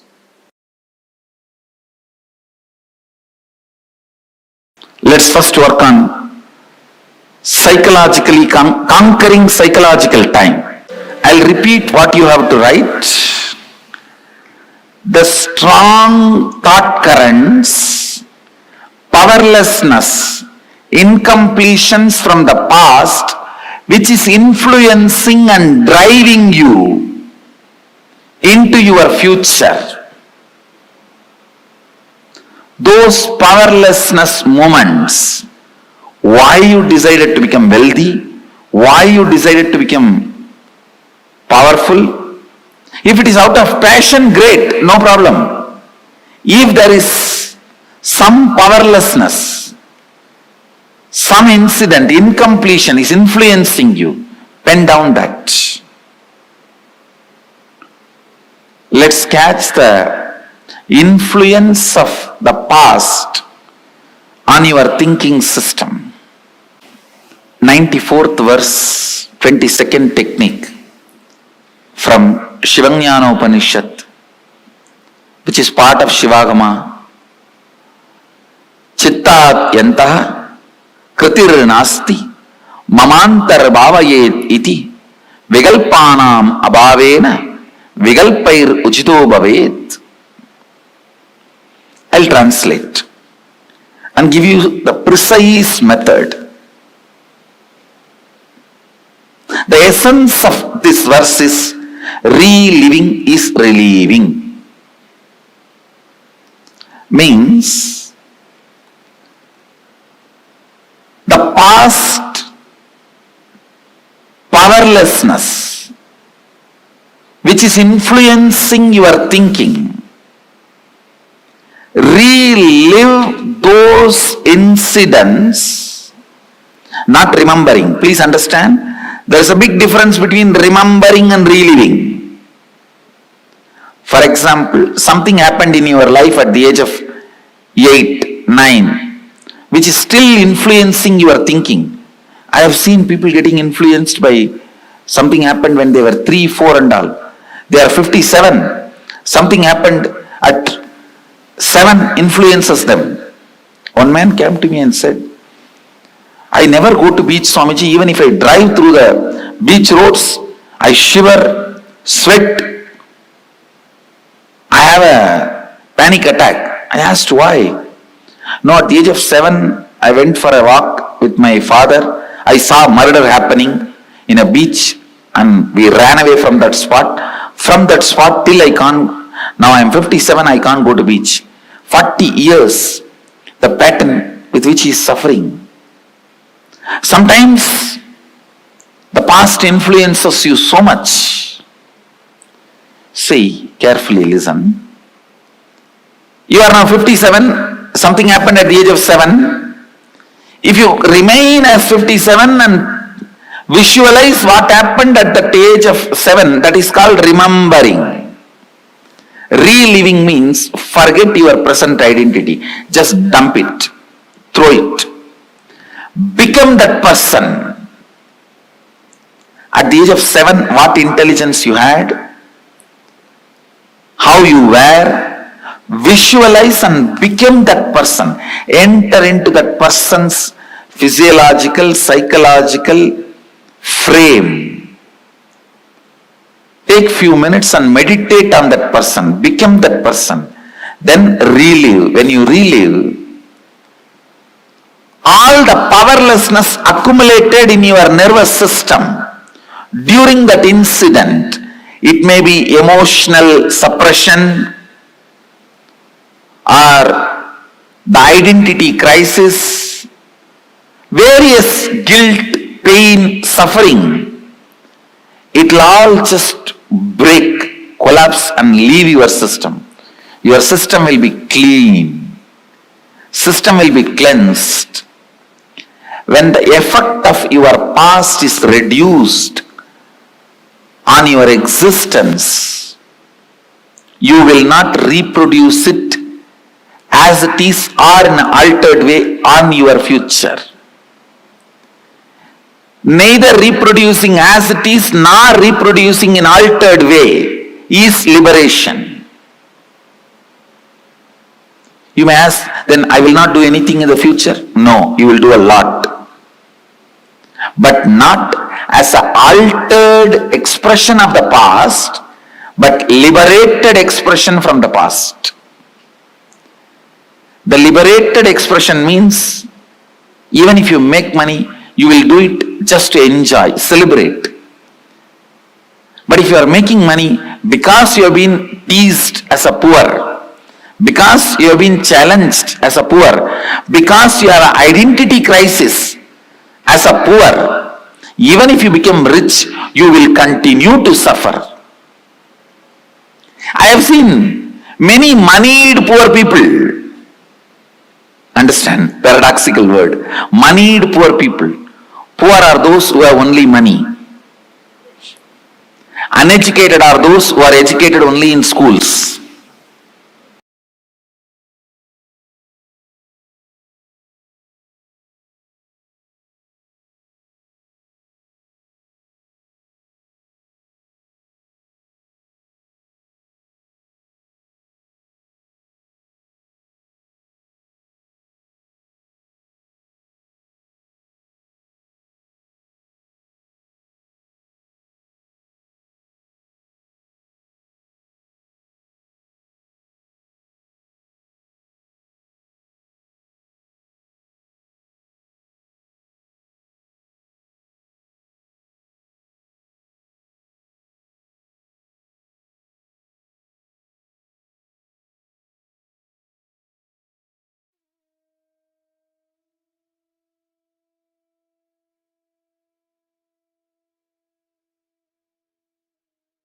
Swamiji so beautifully revealed to all of us how constantly our ability to come to completion, the space of Ganapati, how he resides eternally in that state of completion, that Purnatva again and again. That space is that space of Ganapati, Gajamukha Anugraha Murti. And today, every one of you that are here with us, we're all going to be blessed with the darshan of Gajamukha Anugraha Murti form of Paramashiva. And having the darshan of this form means getting all the obstacles cleared and you experiencing that space of completion. Can I request all the participants here to take a few minutes and post what did you understand as a principle of manifesting? Somji explained a very, very important truth in this. So can I request all the participants to take a minute and please share with us?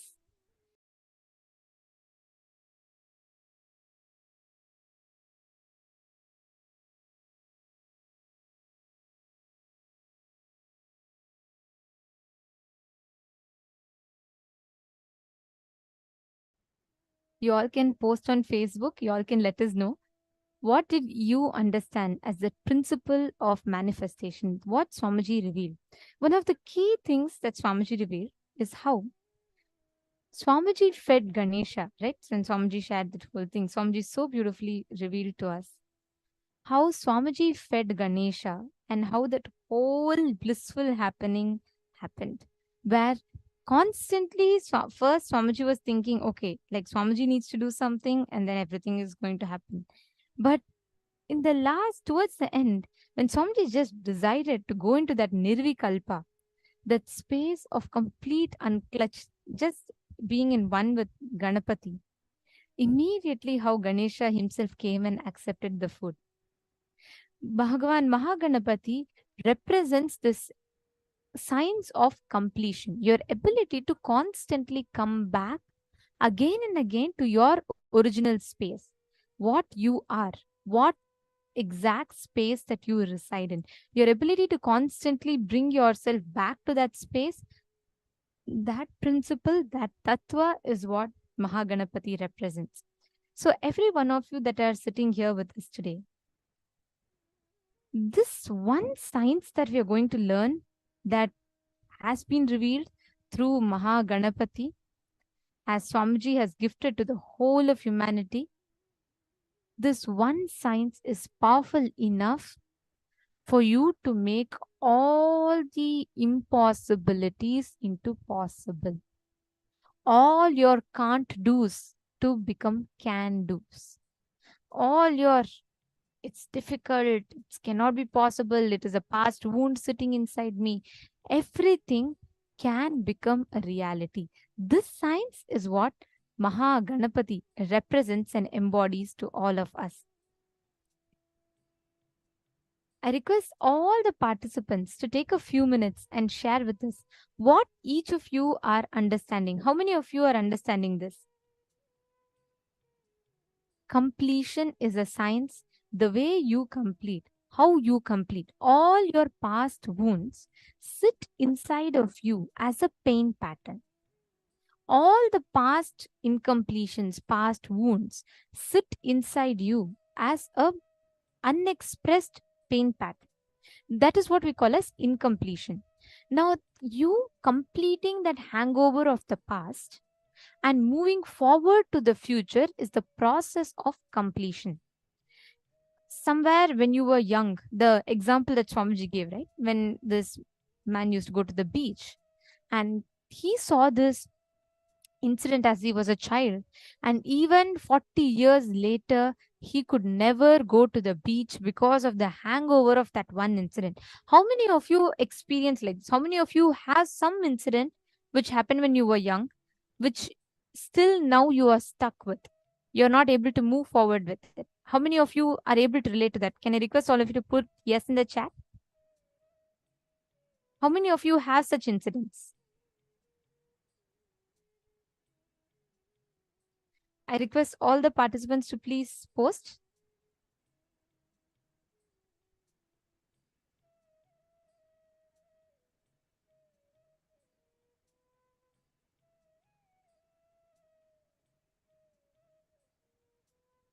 Ma Melanie Mahefe is saying yes, ma. My childhood was so very hard. And ma Stephanie, okay, so many of you have posted.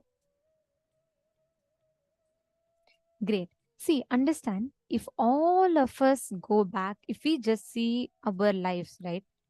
Exact same pattern that all of us are stuck with. It's like a vicious cycle that we all form for ourselves.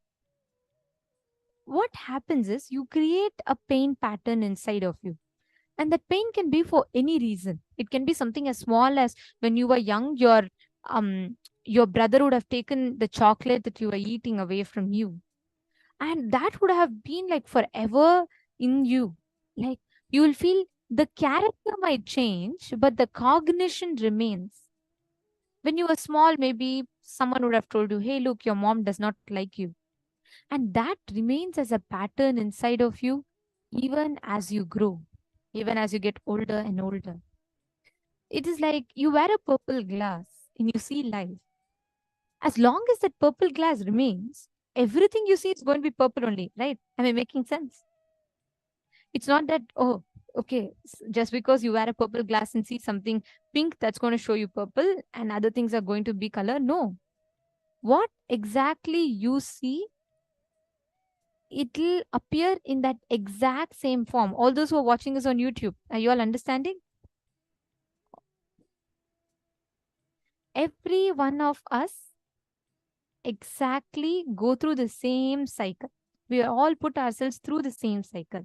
When you see that life presents to you different situations and you perceive those situations through your patterns, through your pain patterns, unless you complete with them, you cannot experience fulfillment or completion in life. Unless you complete with those different ways that life projects situations to you, you cannot experience completion in life. The science of completion is a treasure to humanity. Swamiji is so beautifully revealed how allowing the incompletions to exist in your life is literally declaring that you don't want the control of your life. It is literally you declaring that, okay, I can't handle, I give all the autopilot mode to my life and I am not going to be in control. If my life takes me to depression, let it go. Like we have these cars, right? These Tesla cars and all, which has the autopilot mode, something similar. But their autopilot mode could be helpful, but here it is not. Because when you give it to life, you just let life take you the course through the ups and downs. So whenever you are down and depressed, you go through like, all sorts of incompletions and that cycle. Whenever things are happy, then life changes its course. But life cannot work that way, right? Every one of you that are sitting here, we just need to understand how constantly life puts again and again puts us through this same incompletions and patterns until and unless you complete with it. The power of incompletion is such that it deludes you so much, you literally believe you really cannot contain your own life or you cannot contain yourself. Just because you're temporarily upset, you go on taking decisions which permanently makes life damaging decisions. Just because you temporarily feel down, you make permanently life damaging decisions.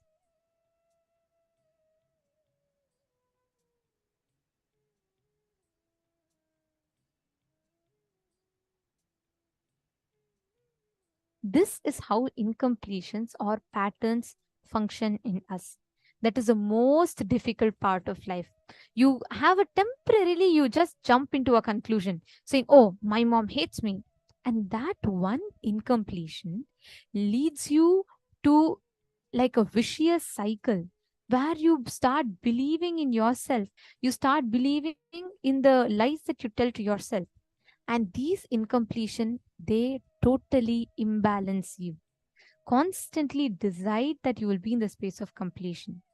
When you make a conscious decision to be in the space of completion, you will simply see how you will have an amazing breakthrough in life. You will not be stuck anymore in these patterns. Ma, Dana is saying, I have several such incidents. Please understand, Ma. All these incidents, it can be many, it need not be just one. It can be multiple incidents, but every incident that you create sits inside of you like a wound, like a thorn. You need to remove that thorn and treat the wound such that you'll have a complete breakthrough in life. Shall we all do that process now? It's a very simple yet a very, very powerful process. Now, I request every one of you to take 5 minutes. Look inside you. Write one incident that caused pain in your life. I request every one of you to do it. Any one incident.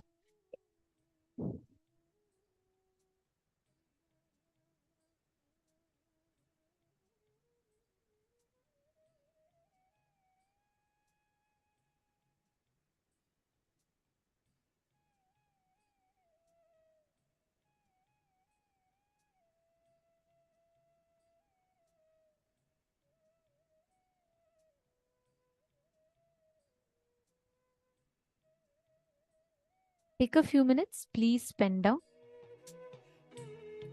any incompletion. It could be anything. Maybe your brother snatched away the chocolate from you, or you don't have, let's say, you don't even know some old incident, but something recent. It can be any incident. Just write down. Even just day for yesterday, you had a very bad fight with your good friend, or you had some kind of an incompletion. Whatever happened,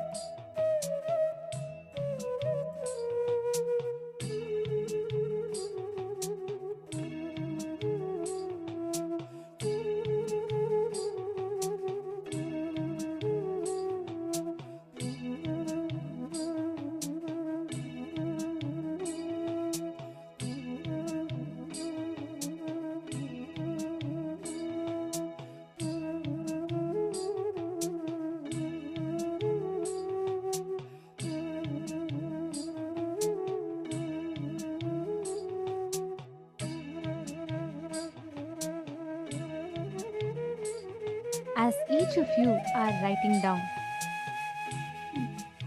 look into your lives and relive each of these incidents. It can be anything. It can be just a small incompletion that sits in you, or it can be something extremely big, extremely painful for you. Whatever the incidents could be, look into your life and relive, meaning go back to that incident. Go back to that exact same space. There's a big difference between you remembering something and you reliving something. For example, something happened in your life at the age of 8 or 9 and which is still influencing your thinking. And that you're going to be going back to that age of 8 or 9. Like, for example, when you were 8 years old, you were in your first grade, and your teacher would have asked you, okay, who's the president of the United States? You would have just put up your hands completely confident. You would have asked for the current president. The teacher would have asked for the current president. And let's say the girl stands up and the girl puts up her hand very confidently and she says, the current president of United States is Barack Obama. Everyone bursts out laughing. And this girl gets so influenced, she gets so hurt, incomplete by that.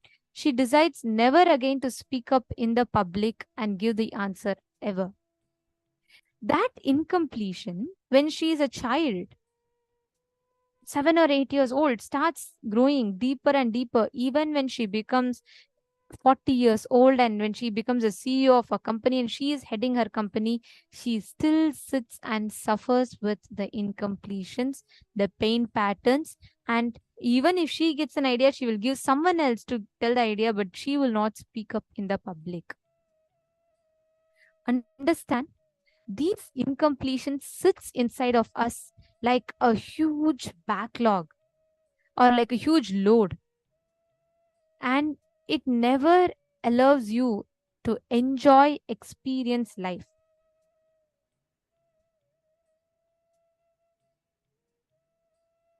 Every one of you, pen down.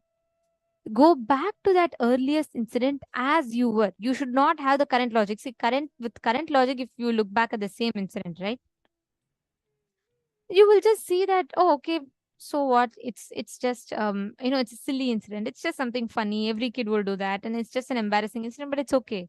But as that moment, you will not cognize that way. You will not think it is okay. Everyone were around you were small kids and everyone were immature. No. You will just, at that moment, you will feel like the life is so unfair to you. Ma Karima Mariova, yes, you asked, it could be recently or only during childhood. It could be even recently. Typically, most of the ideas that we build in life starts from after you're 7 years old. And it builds from there on. Every one of us carry these incompletions. So sit and relive. Go back to that logic of being that 7 or 6-year-old child. And from that logic, from that space, just complete with it. Relive and relieve yourself from that incompletion. I request every one of you to do that. Go back to that incident that caused you hurt, pain, whatever it caused you, and relive that whole incident from that same logic that you were in at that point in time, and relieve yourself from that pain or suffering that you carry. I request every one of you to do it. Let's do it sincerely. Relive, go back to that same age, same space. Go back carefully. Visualize that person. Become that person. Go to that logic. That same pain, that same anger, hurt, whatever you went through, go back and relive that same incident. Take a few minutes.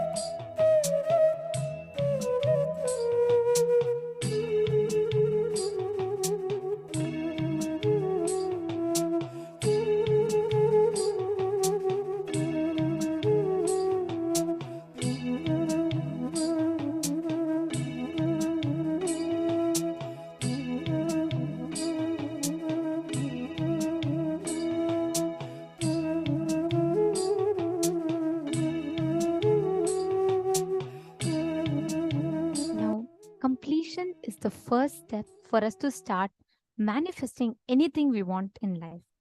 And especially to manifest our reality, completion is the key. Let us now learn the science of manifesting our reality. Kalpataru, let us get ready to listen to it from Swamiji. Understanding the science of creating, manifesting our reality.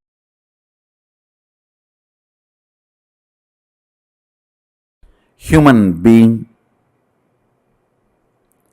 is a seed, possibility. You are a possibility, seed. This is the first truth with which you need to have Shaktipata. You are not finished product. You are not done. Listen, you are not done.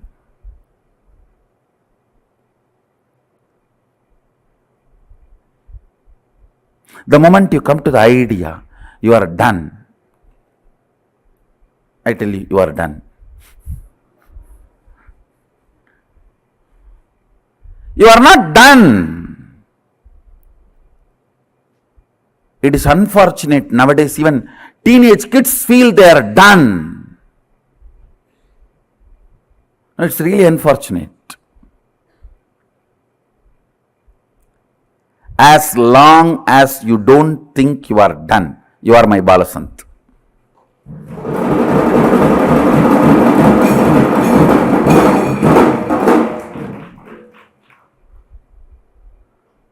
You are a seed. Understand? This is too important idea, truth. You need to imbibe. You are a great possibility.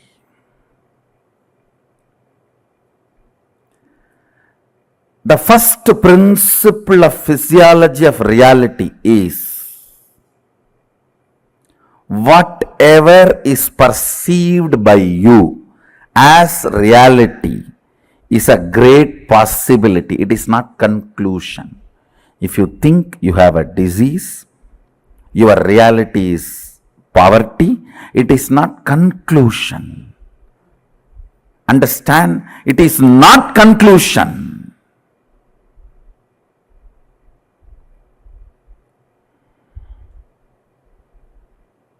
Listen. The first principle you need to know about the physiology of reality is nothing is concluded. You are in the middle of the life. Means there is so much of possibility in front of you. Possibility of the future gives you Shakti to manifest your reality. Understand? Possibility of the future, possibility of life gives you the inspiration even to manifest your reality. Please understand. All of us, as long as we can breathe, we carry the possibility to manifest our reality. People ask me, then why people are not manifesting? Why everyone is not manifesting? Understand, nobody wants to. Everyone has come to the conclusion they are now end product QC passed over, already packed. You are not a packed food sitting in a mall. You are a seed on the ground. Understand? You are not packed food sitting on the mall. You are seed on the fertile ground. Life is a possibility.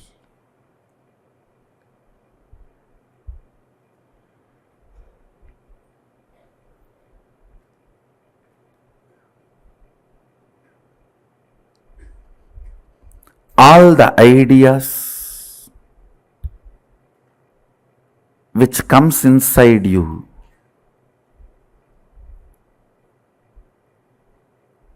that you are done, nothing can be done.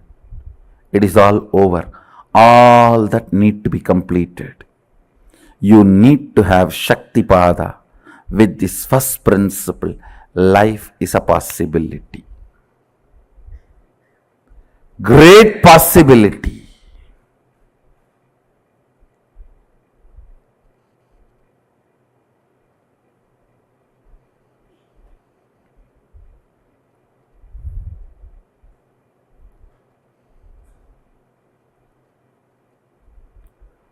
Look into yourself and see in how many places you closed the door of possibilities for you.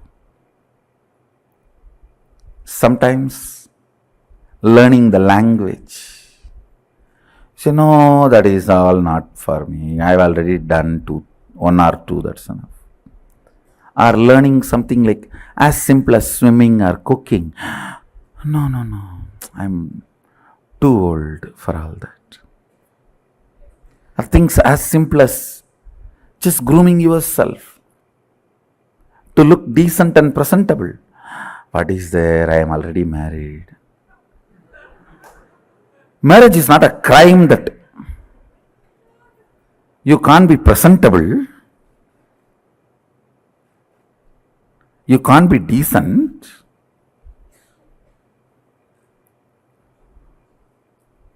Now in India you can see this, hear this very commonly.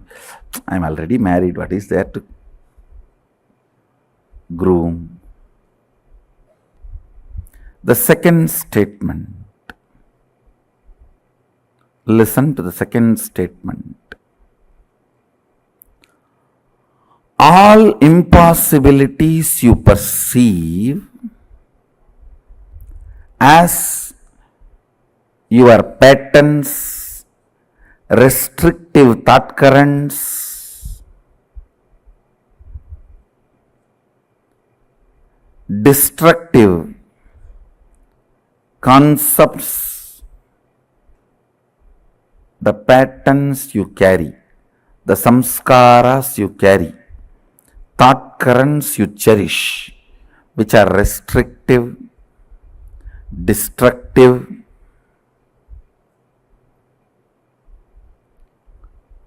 which reduces your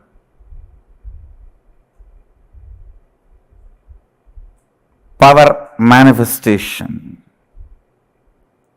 All of them are dead. Please listen. Listen to the second statement. I'll give you an example. If you think, I want to get up in the morning and do yoga and build my body, but my laziness, you see, morning, any alarm cannot wake me up. If you think you have that lazy pattern which is restricting your possibility, or that boredom, I really want to learn French, but you see, I am tired and bored. I don't know when I will open the book and when I want to learn. I really want to learn English, but I cannot stand reading one statement and one sentence. If you think all these patterns are torturing you, listen carefully. The good news is all your patterns are dead. But the person who need to break the patterns will is alive.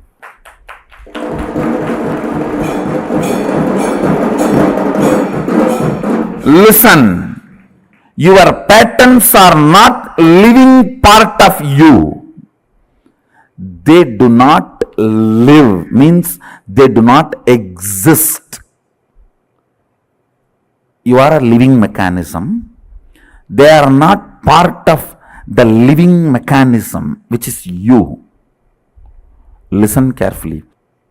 You and your patterns are not living organism in sync with each other. The good news is all your patterns. The patterns stops you learning, stops you doing yoga, or stops you manifesting powers. That is the best news. all your toxification, toxic mental setup, corrosion, erosion of your third eye, everything. The good news is they are all dead. They do not have life. Understand?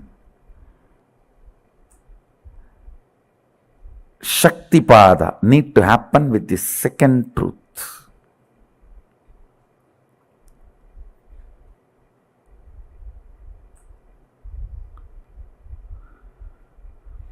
When Sadashiva gave this signs to Devi and Vishnu adopts these signs to run the universe, he has divided it as 4 parts for our convenience. These truths I am sharing with you all are from a part called Vidyapada. Listen to this principle very carefully. It can liberate you once for all from tons of the internal and intra confusions and conflicts with which you are stuck. I tell you, 90% of the problems are inside. The remaining 10% does not exist. Same way, as long as you perceive problem, it's a problem inside.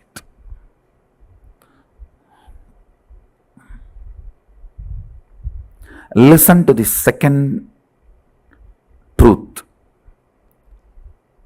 second principle.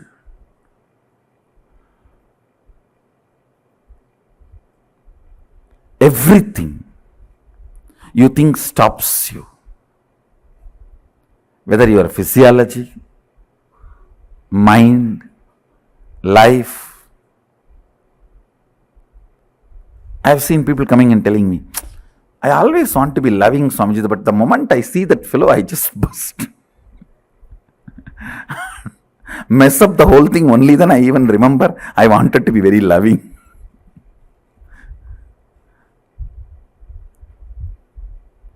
I really want to wake up and do yoga and build the body, but only after morning 10 o'clock I even understand the world exists.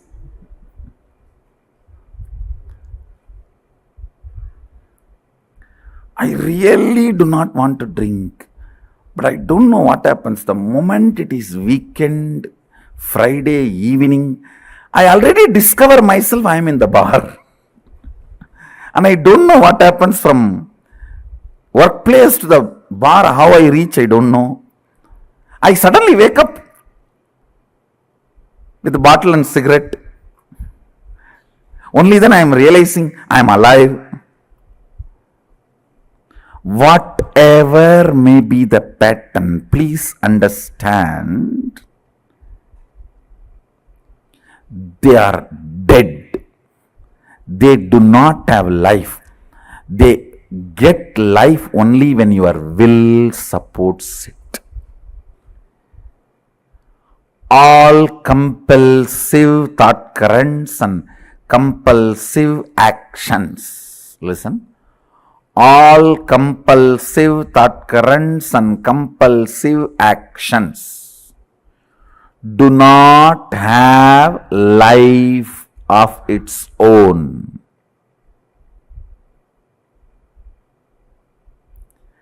Every day you give life to it, believing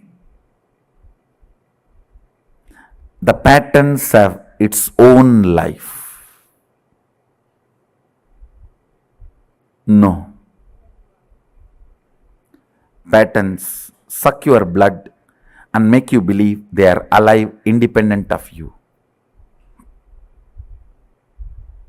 It's like politicians making you believe. They suck your blood, but they make you believe they are alive, independent of you. And you are dependent on them.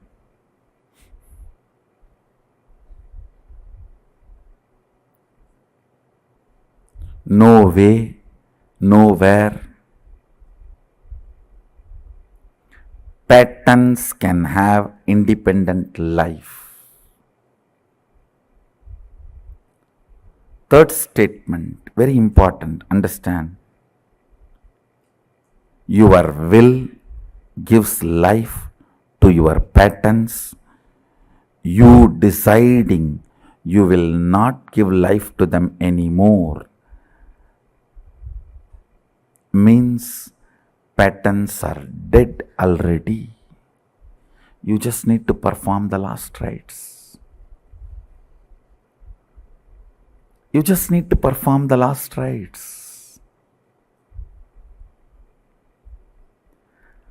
I wanted you to have Shaktipada. Means realizing these three statements. I'll repeat all the three statements. First, listen to all these three statements. Just sit up, and even if you missed in between, went away somewhere for vacation and came back, it's okay. Now listen, just these three. You are a possibility. You are a seed.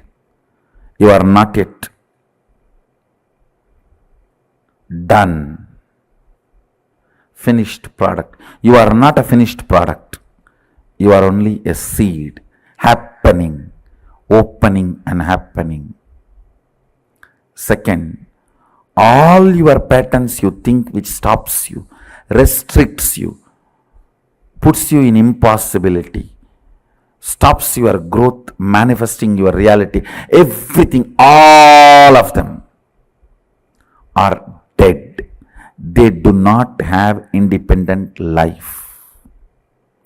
Third, your will is only life energy, living organism, living mechanism, living principle in you. If your will stops giving life to your patterns, they cannot exist. They just have to leave your intestine along with your kadkapudi. Nothing else.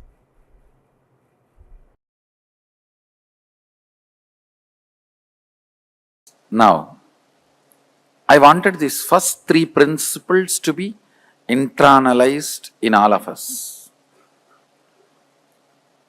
Listen, I'll repeat again. The first principle, you are a possibility. You are a seed. You are not finished product. You are not yet finished. That's a good news. You are not finished yet. That's a good news. Any idea, concept, pattern which is stopping you internalizing it. If you have few minutes, pen down. Listen carefully. See, when I say you are not a finished product, I mean, in your health, what do you want to become? You can become. It's not that your life is, your body is sealed, that nothing can be done anymore. You can't change the shape, size, or strength, power, energy. There's nothing like you can't change all of them. It's all over. No. You can change anything as you want. Still, the possibility is open, available. In every level, whether health or wealth or mind or relationships or whatever, in every level,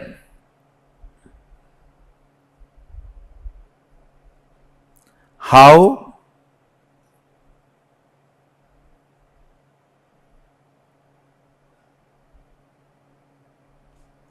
things can happen, how possibilities can open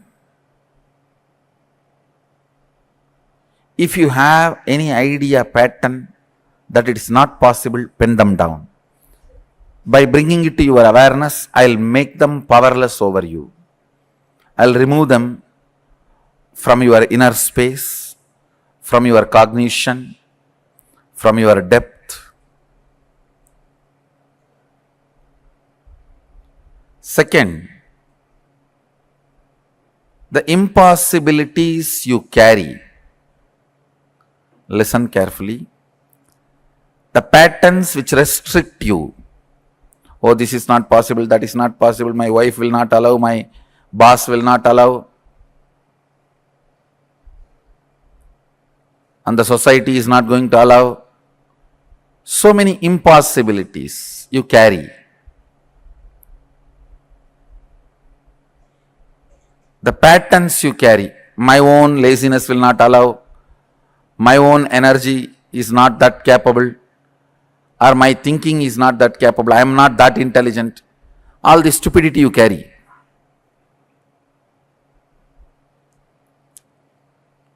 All that. Pen down all the impossible patterns you carry. Means which are dead snakes. If you are having dead snakes all over you, you are only Shava. Only if you are having living snakes, you are Shiva. Will is the living snake. All the patterns are dead snakes. So all the dead snakes you are carrying, pen them down.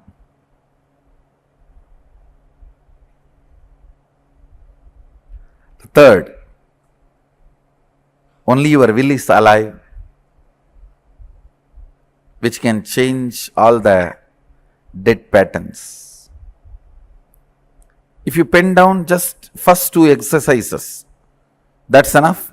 You can internalize the third one. Few minutes. Why I am asking you to pen down? Only when you pen down, you will think about it. Otherwise, you will sit and listen like a Bhagavatam.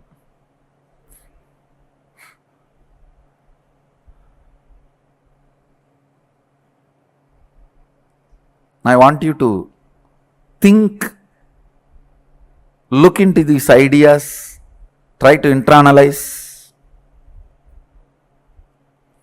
Let's take few minutes and pen down all the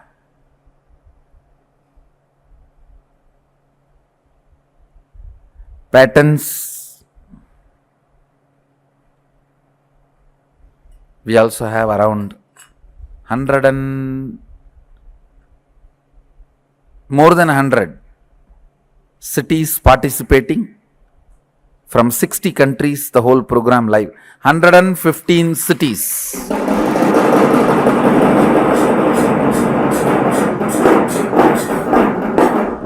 From 60 countries participating in this program live through two-way video conferencing.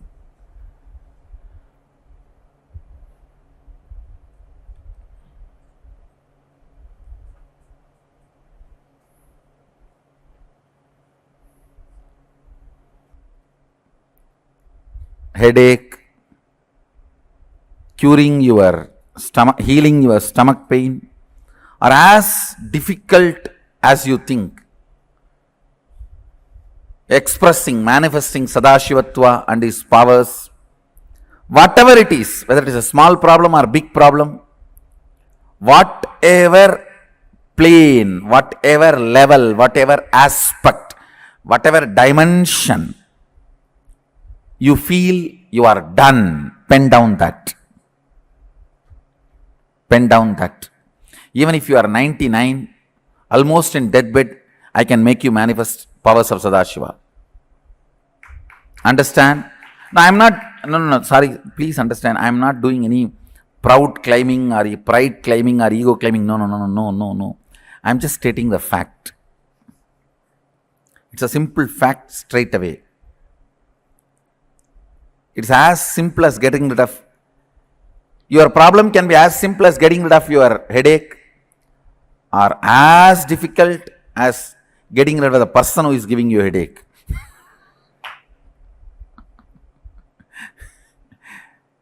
whatever, the moment you feel you are done, it's not possible, pen down that.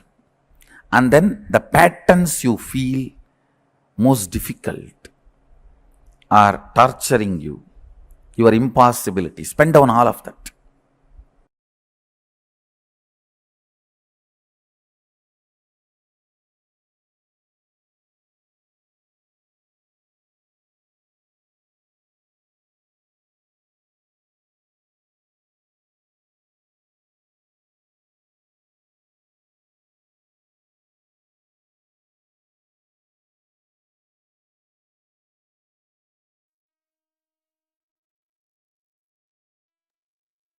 You are not a dead product.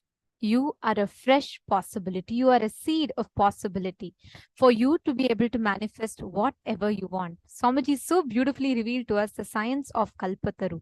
What you need to have in order to manifest the reality that you want to in life. So can I request every one of you here to post one powerful cognition that each of you clicked with? Because this is a very, very important session. The revelation that Swamiji revealed in this is very important. So I request all the participants to take a few minutes and please share with us what is that one cognition that you clicked with in this revelation of Swamiji's. All the viewers that are watching us on YouTube and all of you that are watching us on Facebook and all the participants on the two-way video conferencing, I request every one of you to please share with us. And another gentle reminder, today the special darshan that we are having is only going to be available on the two-way video conferencing. It is exclusively available only on Zoom. So every one of you that want to join in the darshan, please don't miss. You all can post here. You all can join the two-way video conferencing.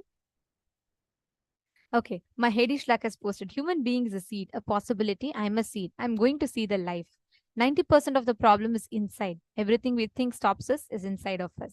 Very nice. Christine Jones has also posted, we are a possibility. Gauri also has posted, we are a possibility. My Andreas has also posted that she clicked with the whole thing. Beautiful. Many times we just think we are some dead products, finished. That's all. Oh, I have seen people who are just 30 years old and they'll say, oh, my life is, that's all, I'm an adult. I'm already 30. What else is there? This all is my life. I'm bound to suffer like this.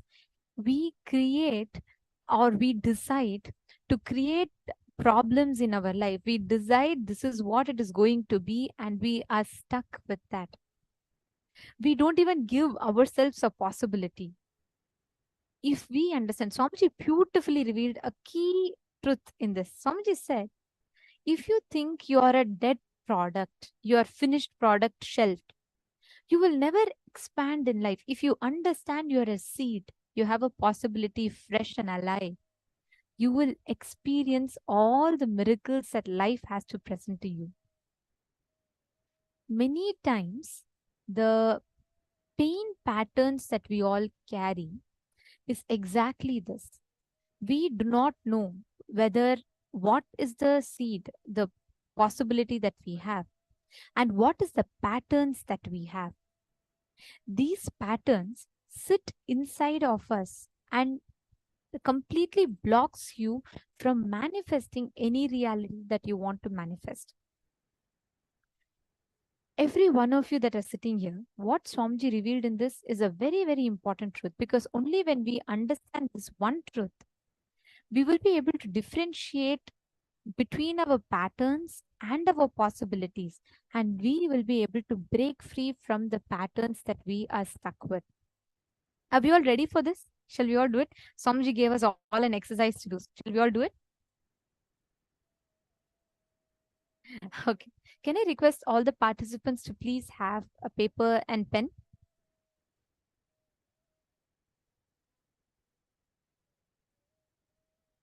Yes, please keep a paper and pen. And we are going to be doing the exact exercise that Swamiji guided all of us to do. The more and more actions that you take, the more and more excitement that you have is the definition of possibility. The more and more action you take, but the more and more tiredness and boredom you have is called impossibility. The idea of manifesting wealth excites you. You feel like, yes, okay, I might have taken 50 actions before and I might have failed, no problem, but again, I'm ready to do it. That is possibility. But you try once and you say, oh, I don't think investing is anymore my forte. I don't think I should be doing it anymore. Giving up on the very concept of making money is impossibility.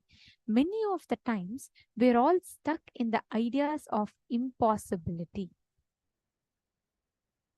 Constantly, we think we have a valid justification. Oh, you know what? I really tried, but it doesn't seem to work for me. So I don't think I can do all of this. I don't think this is cut out for me.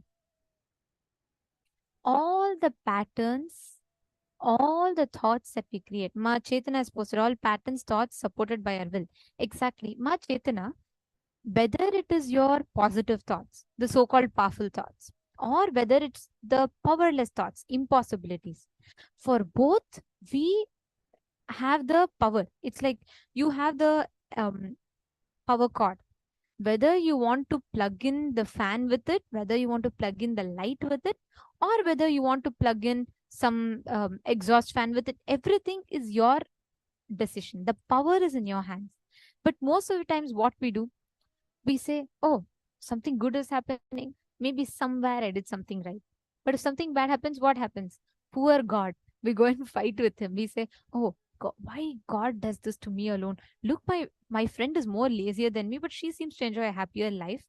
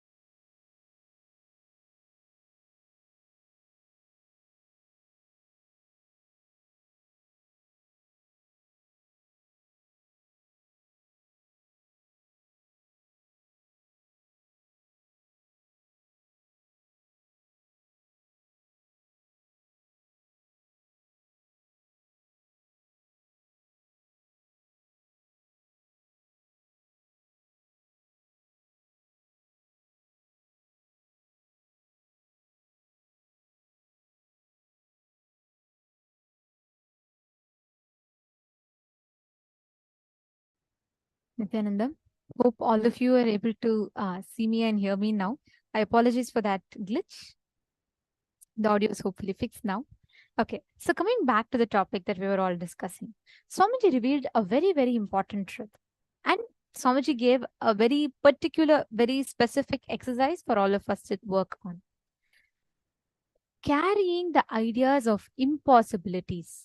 These are like dead patterns in us, like dead snakes that we carry.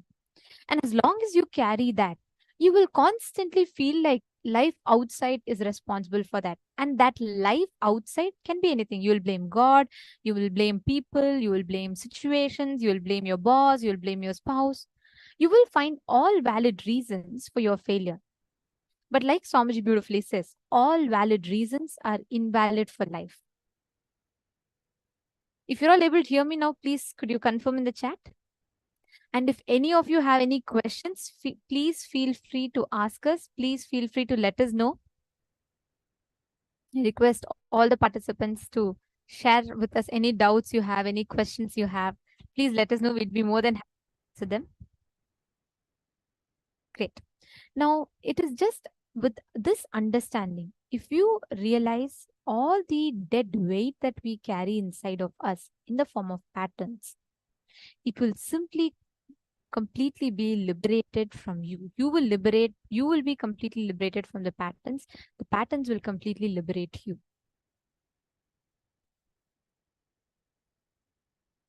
If you see Swamiji's own life, right? Just at the age of 17, all of you should know this, just at the age of 17, Swamiji had left his pre-monastic house, and Swamiji literally had no money, had nothing other than one kamandalu, like a water pot, and one danda, like a stick, walking stick. And that's all was Swamiji's possession. Swamiji started in his 9-year-long Parivrajaka Yatra through the length and breadth of India, covering 70,000 miles, many thousands of which he walked by foot. From Kanyakumari in the south to Tapovan, Himalayas in the north, from Dwaraka in the west to Calcutta in the east. Every one of us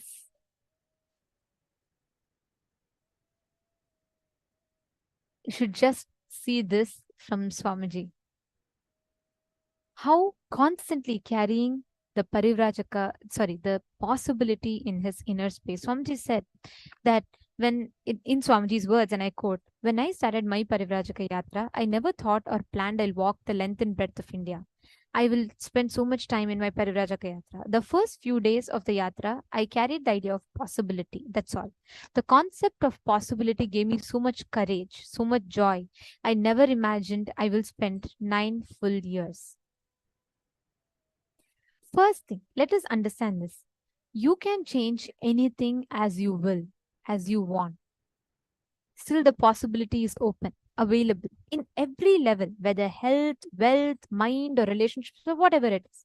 In every level, how things can happen, how possibilities can open up. Now, let's start with the first part of this exercise.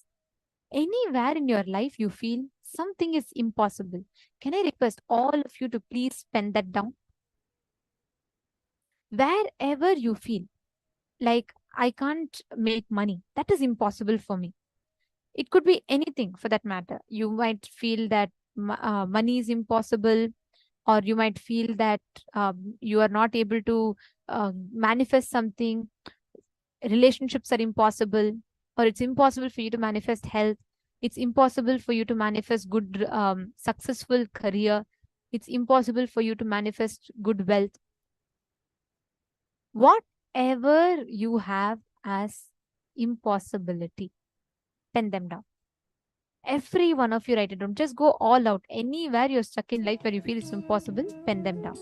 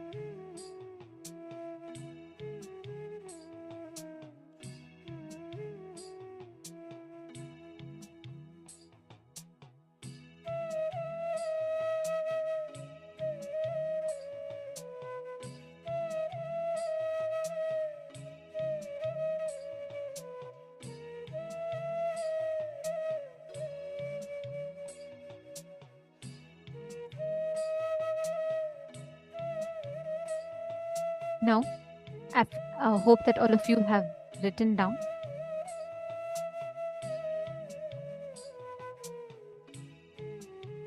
In all the impossibilities that you have penned down,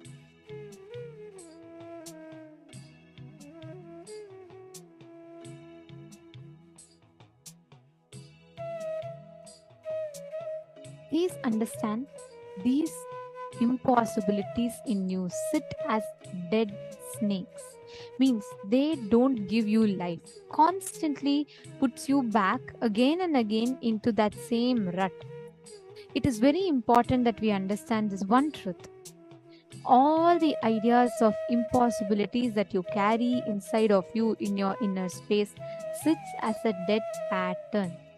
These patterns constantly become an obstacle for you to manifest life, reality as you want, for you to be able to change the situations around you, to manifest, create the reality around you as you want. Like Swamiji had beautifully revealed, right? One of the most important aspects of it, how you carry these patterns as a dead weight inside of you. You give a label. You try once. Let's say you want to make money. You go and invest into something, but it fails. So you give a judgment inside of yourself that, yes, I can never make money because I have failed in this. Never making money is going to be successful for me.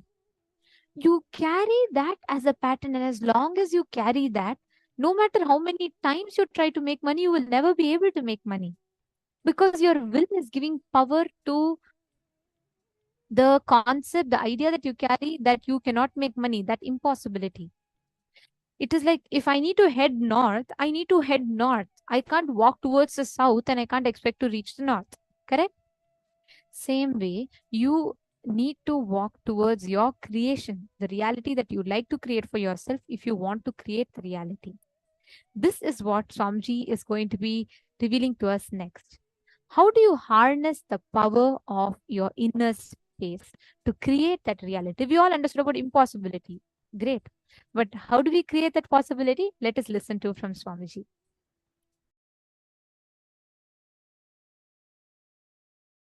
Your thoughts become words, words become actions, actions become life, life becomes reality. It is a simple science, straightforward science. Kalpataru process is initiating you to harness the power of your reality by making you harness the power of your words, power of your thoughts, power of your actions, power of your life. People who want to enslave you, constantly brainwash you. Life is full of difficulty and impossibility. Why do you think all over the world, in all Bollywood, Tollywood, Gollywood, Hollywood, in any wood, sandalwood, all these movies, the story of rag to riches sells high? See, this rag to riches story is such an attractive story. Everybody just celebrates that person as a hero. If he is from rag to riches, means penniless to billionaire. This rag to riches story is such a glamorous story. Why? Because you feel it is impossible. He has achieved impossibility as a possible. No, I tell you.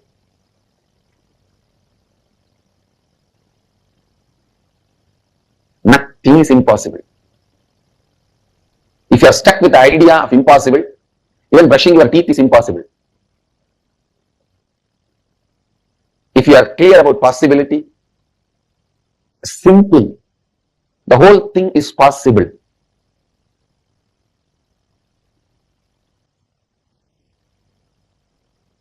Whenever a Kundalini arises, understand? Kundalini is portrayed in Hindu tradition like a snake. The hiss of the Kundalini snake is possible.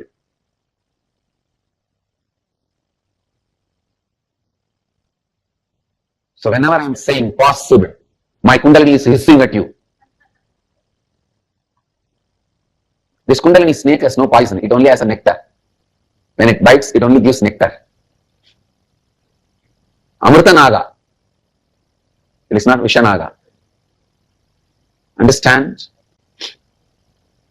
But don't think there's a snake sitting inside, It is portrayed like a snake. When the Kundalini awakens, it moves in your body like a snake moving. Sometimes people ask me, oh, if it is awakened, where will I keep the snake? No, don't worry. Don't talk like a stupid atheist. Please listen. I am giving you the science of possibility.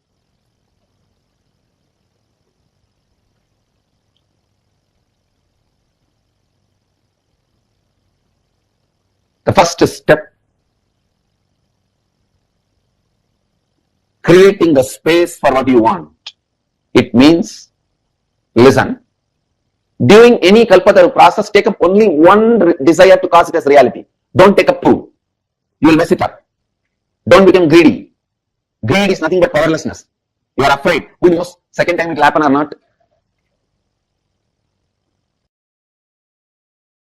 Science of making what you want into reality. Just teaching somebody to fish may help him whole life, but immediately he will not have food. Just giving him fish, he will have immediately food, but whole life, what he will do? Both are off. I give you immediate food and teach you to fish. Listen. First, take up only one desire to make it into reality. Second instruction, visualize that it has already happened. For example, if you are taking up a desire to become healthy, visualize, create a space, it has already happened, it is present. And all the doubt you have, how can it happen? How will I become healthy? All the doubts you have, all the denial you have, start completing with all that. When I say completing, when this kind of patterns, self-doubt and self-denial started in you, constantly doubting you and making you believe impossibility. When that pattern started, look into it and decide to relive and complete. Drop it. Decide to hold on to this new space you created as a reality for your life. Tell yourself with integrity, authenticity, responsibility and enriching, I am aligning all my thoughts, actions, feeling and life to this reality.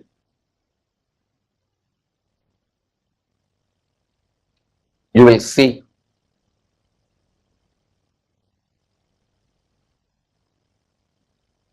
simply the space you created start opening itself, radiating itself, becoming reality in your life.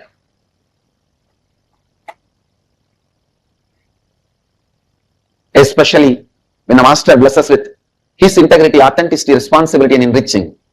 It's like Ganga entering into a well.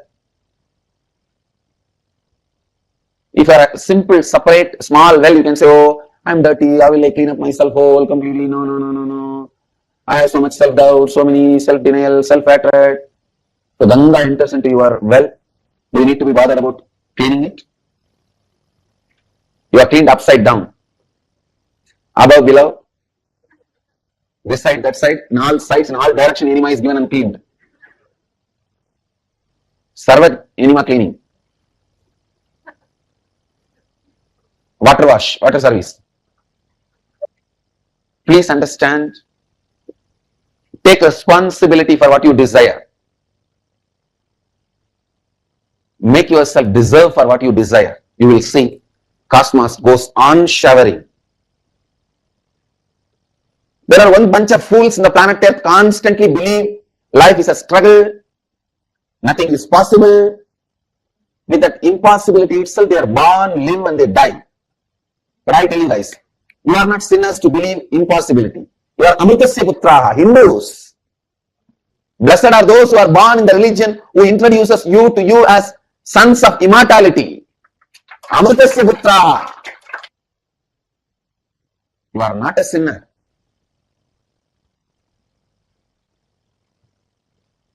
Shranvandu Vishwe Amritasya Putraha. So let those people who believe they are sinners and life is impossible for them, let them live with their belief. We don't care. But I tell you, do not allow that ideas to be injected into your brain. It is a conspiracy against humanity. Don't be cheated. Don't be destroyed by the conspirators against humanity.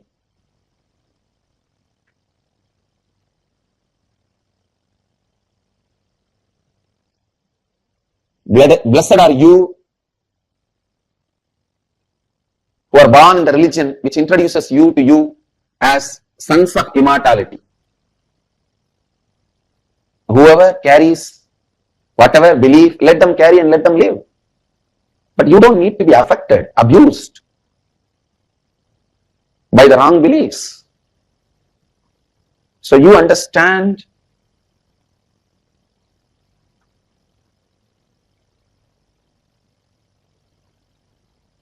you are a sons of immortality. You understand your experience of eternity.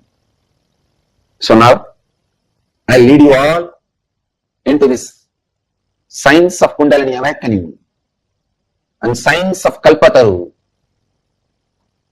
which is the most ancient royal knowledge and royal secret.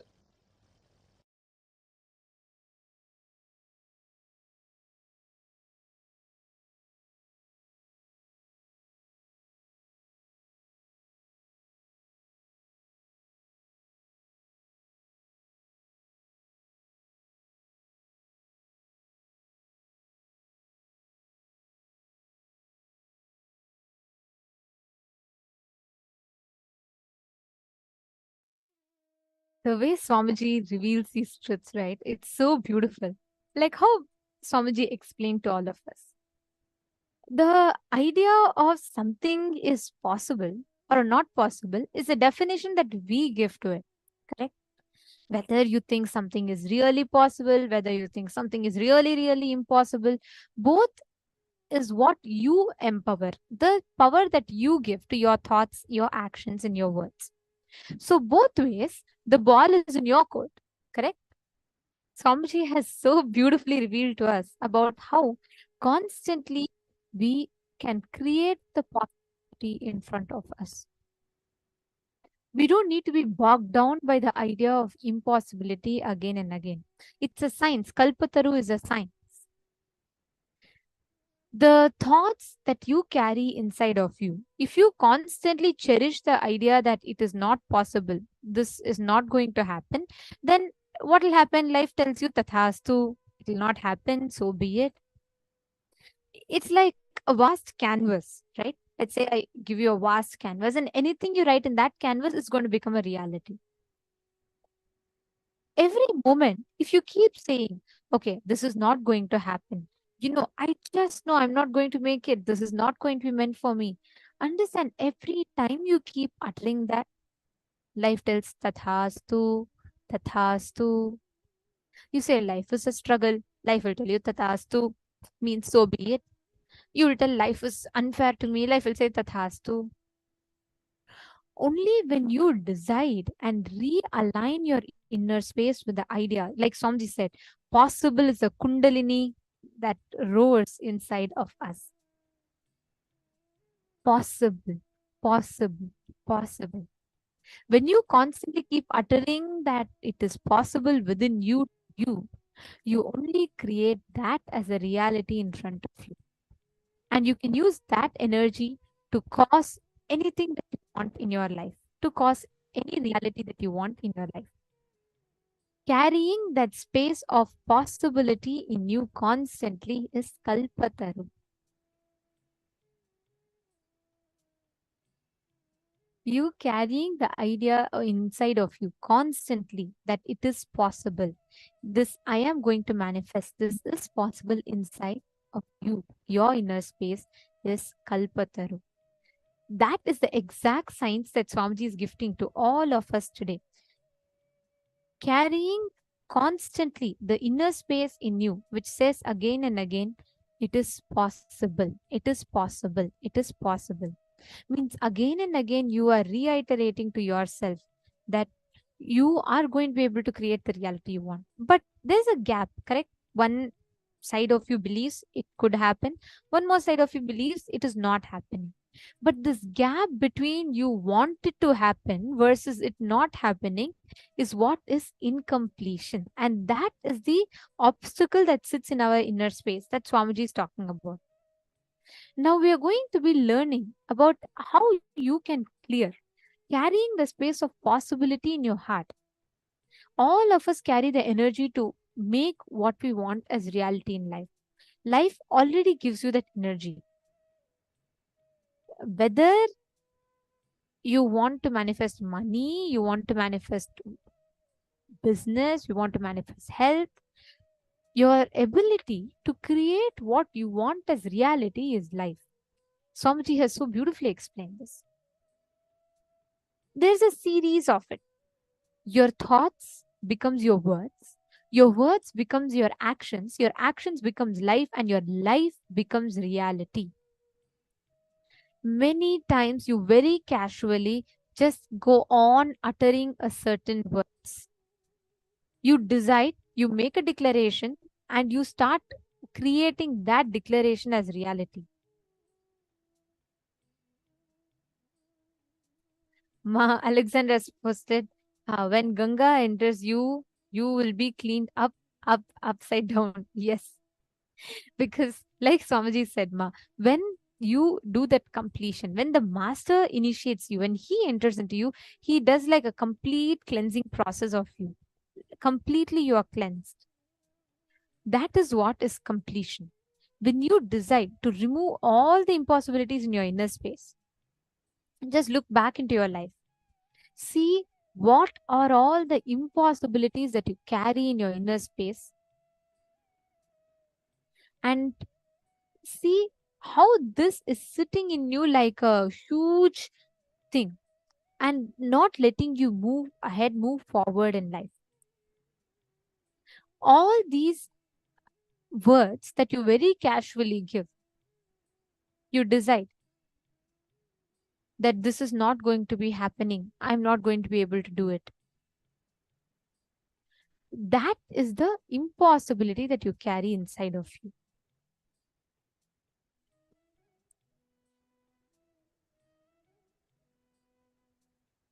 Now, let us do this one exercise, a very powerful exercise that Swamiji has given all of us to do.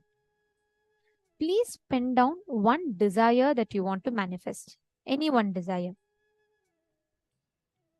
And in the second step, pen down all the doubts, impossibilities, incompletions you have around that desire.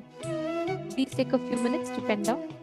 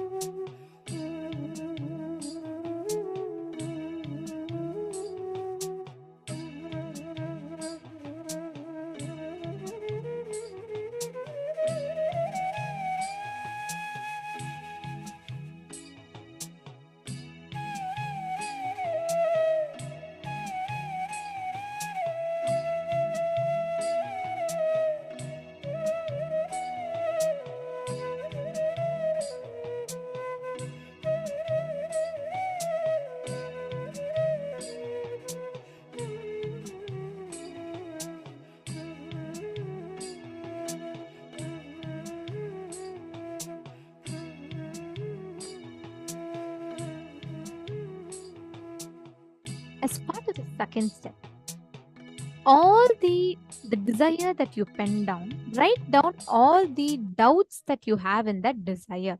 Can I request every one of you to confirm in the chat if you have finished writing step 1 and step 2? You all have finished writing down one desire and you have finished writing down all the doubts that you have on the desire. Could you all please put yes in the chat?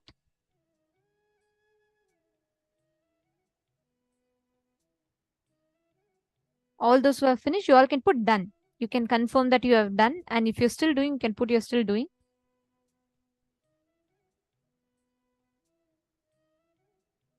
Great. Okay. Great. Looks like many of you are still doing. How many of you have finished? Ma Margarita, Ma Mota Wang, Ma Coco Violin, Ma Anna, Ma Shufen. Come on, can I request all the participants to please come on camera? Ma Lee, Ma Yishan Meow, Ma Ona, Ma Mary Long, Ma Naina Patel, and Ma Mahanugrahadananda, Ma Jnana Prakashini, Ma Bhuma Cannon, Ma Bhuma Cannon. From which place are you, Ma? And are you here for the first time? Nithyananda? Okay. Ma Lalataksha is still doing. Some of you are still writing. No problem. Those of you are writing, please write. But those of you are done, I'll guide you to the next step so that you all can come back. Sorry, you all can continue. And all those who are still doing, you can finish this and then come to the next step. No problem. Now, as part of the third step of this process, each of you in the desire that you have written down, pen down the source of that belief. For example, let's say you have the desire that you want to really have a breakthrough in manifesting job. In that, you are stuck, but you feel like it's a big obstacle. You're not able to pin down what is the source of that belief. Maybe you feel like money is very difficult. It is not happening. And pin down the source of that belief that you have. It could be that in your young age, you saw your parents struggle for money. They were not able to manifest. So you feel strongly that it is not going to be happening for you also. It could be any reason. See, it can be different for each of us. Whatever is the reason that you carry inside you, you feel as a belief in you which created this, pen them.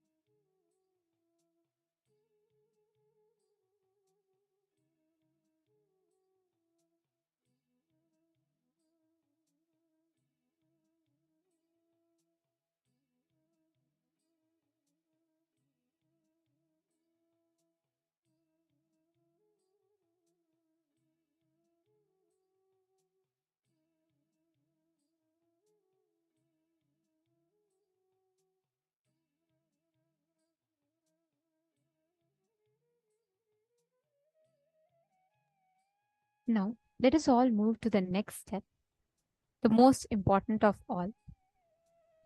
In the incidents that you have written down, please look in, identify, and complete with those beliefs, the incidents that created the belief in you. This is a very important step. Go back to that incident, whichever incident first created that belief in you. Complete with that. Relive. Complete with that. Right after you complete, in the last step, the most important step, you're going to visualize the whole reality that you wanted to experience as a reality. You're going to visualize as if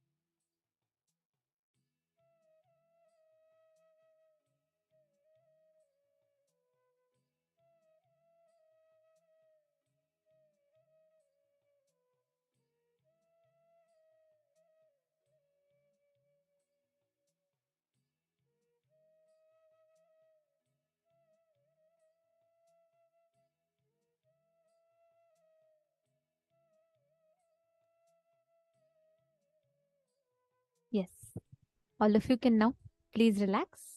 Great. Now, in the same space, let us enter, decide to manifest whatever we want as reality in life. Life, exactly the same way, is just a manifestation. Whatever you want to create as reality gets created as reality in front of you. You have the power completely in your hands. You have the key to control completely in your hands. And that is exactly what we need to do in order to manifest whatever we want in life. I request every one of you here, all the participants, with that space inside of you, consciously deciding to manifest, decide to create everything in your life in that same space, whether it is good, bad, right, wrong, anything. Just decide to create that in your inner space. All right. Now, I request all the participants, every one of you here, to manifest the power of rolling coconut, being able to move your coconut off of your palm from the same space. You're going to be dropping that obstacle from your inner space. If you still feel like, you are still stuck somewhere, it's not moving, just hold the coconut in your hands. Any fruits, anything you can take, keep it in your palm. You're going to consciously decide to drop that incompletion in your inner space. And you will see when you drop it in your inner space, it will move, it will fall outside. The coconut will physically fall outside. This is a technique to measure whether you have manifested it or not. I request all the participants to do this. Please hold a coconut on your palm. Please place a coconut on your palm. And whatever is the obstacle that you're facing, visualize that obstacle is a coconut without you touching it. Just by chanting the Mahavakya, you will be able to manifest. Please chant the Mahavakya. Let us all start manifesting. Nithyananda Paramashivoham. Om Nithyananda Paramashivoham. Om Nithyananda Paramashivoham. Om Nithyananda Paramashivoham. Om Nithyananda Paramashivoham. Om Nithyananda Paramashivoham. Om Nithyananda Paramashivoham. Om Nithyananda Paramashivoham. Om Nithyananda Paramashivoham. Om Nithyananda Paramashivoham.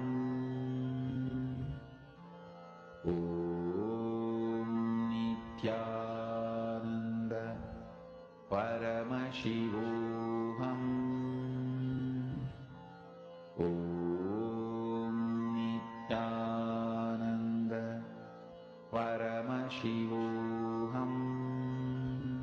Om Nithyananda Paramashivoham. Om Nithyananda Paramashivoham. Om Nithyananda Paramashivoham. Om Nithyananda Paramashivoham.